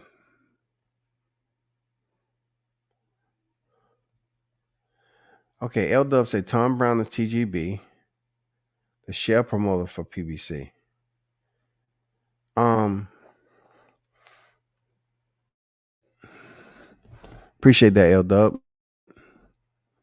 Who else? Who else is internal to that structure of PBC? You have Tom Brown with TGB. Who else? They just put on a card. They just put on a card the other night, and it wasn't Tom Brown. Who else is in the same position? Samson, right? Samson, right? Samson. Who else is in that promotion branch with PBC? Because Al Heyman, he's the bud. Al Heyman is the budding core. He is the base. So we have Tom Brown, TGB. We have Samson, who put on the card last night. Who else is out there? Who else? G Boxing, what's good? What's good? Free who would say Cameron Duncan? No, not at all. Hey, here's $1 million question for y'all over there. What is Al Heyman's position? What is he? What's his title? What's his billet title?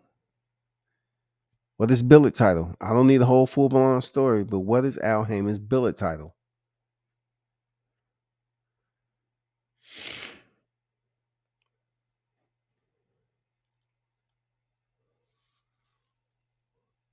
What's his billet title, people?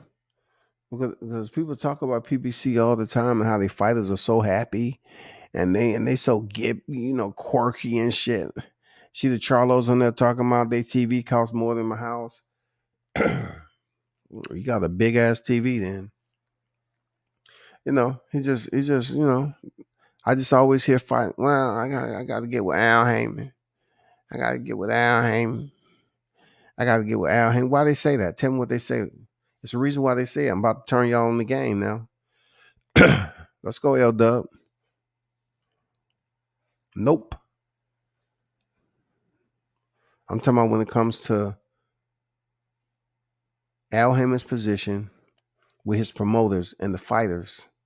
We're not talking about the company, how he runs the company. Because we know he's a smart man, he's the founder, and you know what he's been able to do with the company. I'm talking about his position of authority, his position. How does Al Heyman play a role in his company?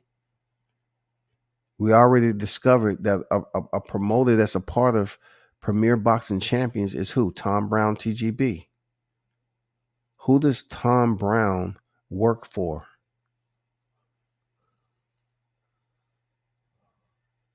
What is TG Promotions? Tom Brown, right? What is the connection between TGB and Al Heyman? What is it?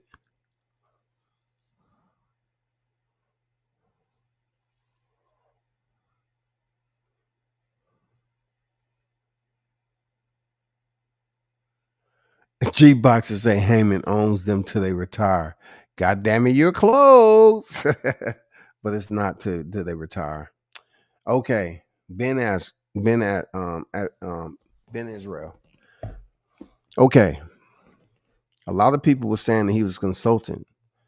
Al Heyman is an advisor slash manager, a paying position. Due to the Ali Act, when they initially went through that shit with Golden Boy and Top Rank was suing Al because they felt that he was trying to monopolize boxing. So since basically coming out of that pretty damn well, Al Heyman is a manager for those fighters. Perfect example. The manager Gervonta Davis is Al Heyman, but promotion is Mayweather. It's only so much that Al Heyman is going to have to is able to say about Gervonta Davis because Floyd pretty much have a large part of that control when it comes to Al Heyman. They do a lot of business together.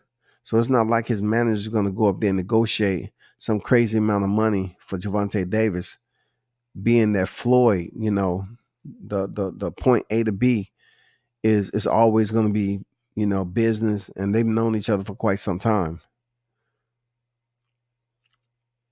The third promotion that's attached to that finger is Salido, if I'm mentioning his name properly. Al Heyman is a manager of all these cats. You cannot manage and promote.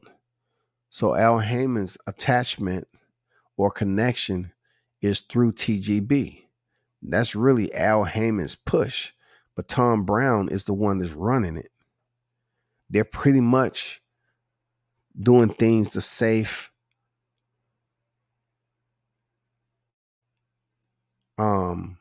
clean, by the book protocol, so they cannot call him out on the Ali Act again, that he's trying to just monopolize, have multiple promotions, and he be in charge of the promotions. And though he's a manager, he's actually the promoter. No, he has individuals who's promoting, and he's the manager. And if you're an advisor or manager, you get paid. It's a paying position. But like they used to say, Al was a consultant. Al, as a consultant don't really get paid about shit, and your fighters can leave you whenever they feel like it. Not when you're a manager or a damn advisor.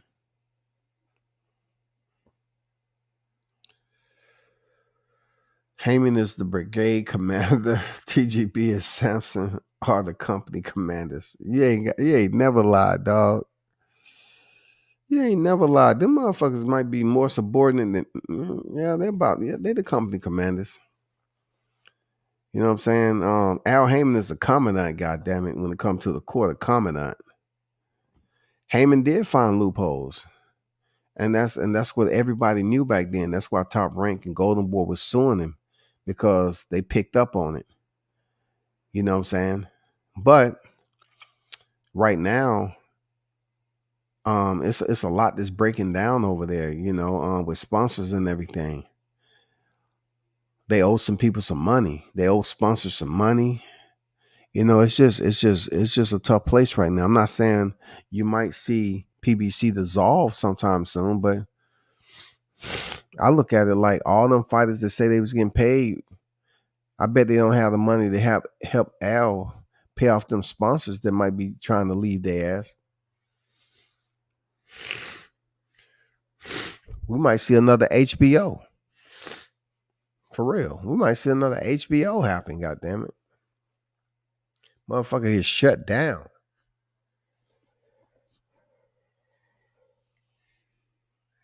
But that's what Al Heyman is, man. He is a manager, an advisor, which holds a paying position. He cannot have dual positions, primary positions, that say that he's a manager promoter, because that's unlawful. He will get in trouble for that. So he have other individuals that's basically holding that position down while he continues to get revenue and get paid a certain amount for this, that, and the other, doing it the smart way. Good shit there, Al Heyman. Good shit, dog. I don't understand what you saying. I can't bend today because look, I'm gonna be over here for it's going on 2.5, bro.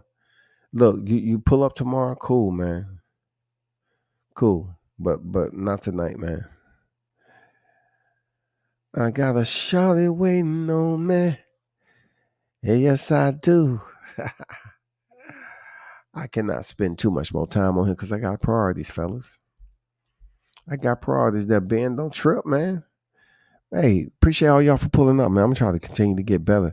I've been feeling like shit since NYC, man. That little Jack Frost and the family was sitting up there on the rails and shit, chilling, knowing the motherfuckers cold as fuck. Every time I walk past and they blow at you and shit. I say, God damn, dog. Y'all just out here purposely goddamn contaminating motherfuckers, giving us colds. I said, Jack Frost, you wrong for that, nigga.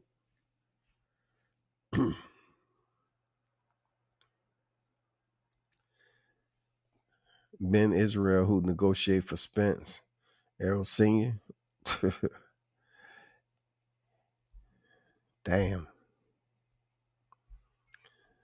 But man, as I say always, man, y'all hold it down. Appreciate y'all pulling up to the channel, man. There was just open talks.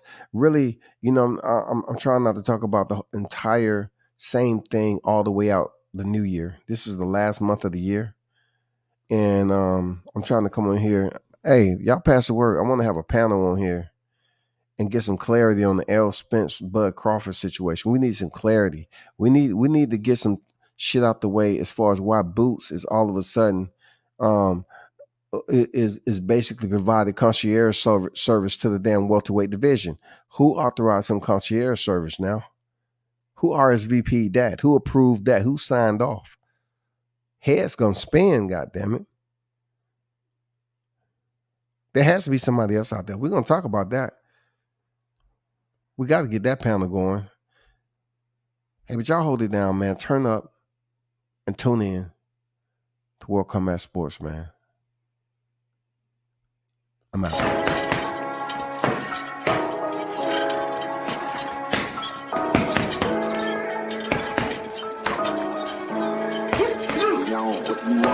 Left jab, uppercut, leave you laid out on the floor. Try to duck and roll, hit and miss, now you counting stars. Should've practiced more, should've hit the mask, get out there more. Claim that you're the best. You gotta show me, son. Actions over words, baby boy. Is you real or what? Talking way too much, world come. Back sports, talking way too much, world come. Back sports, talking way too much, world come. Back sports.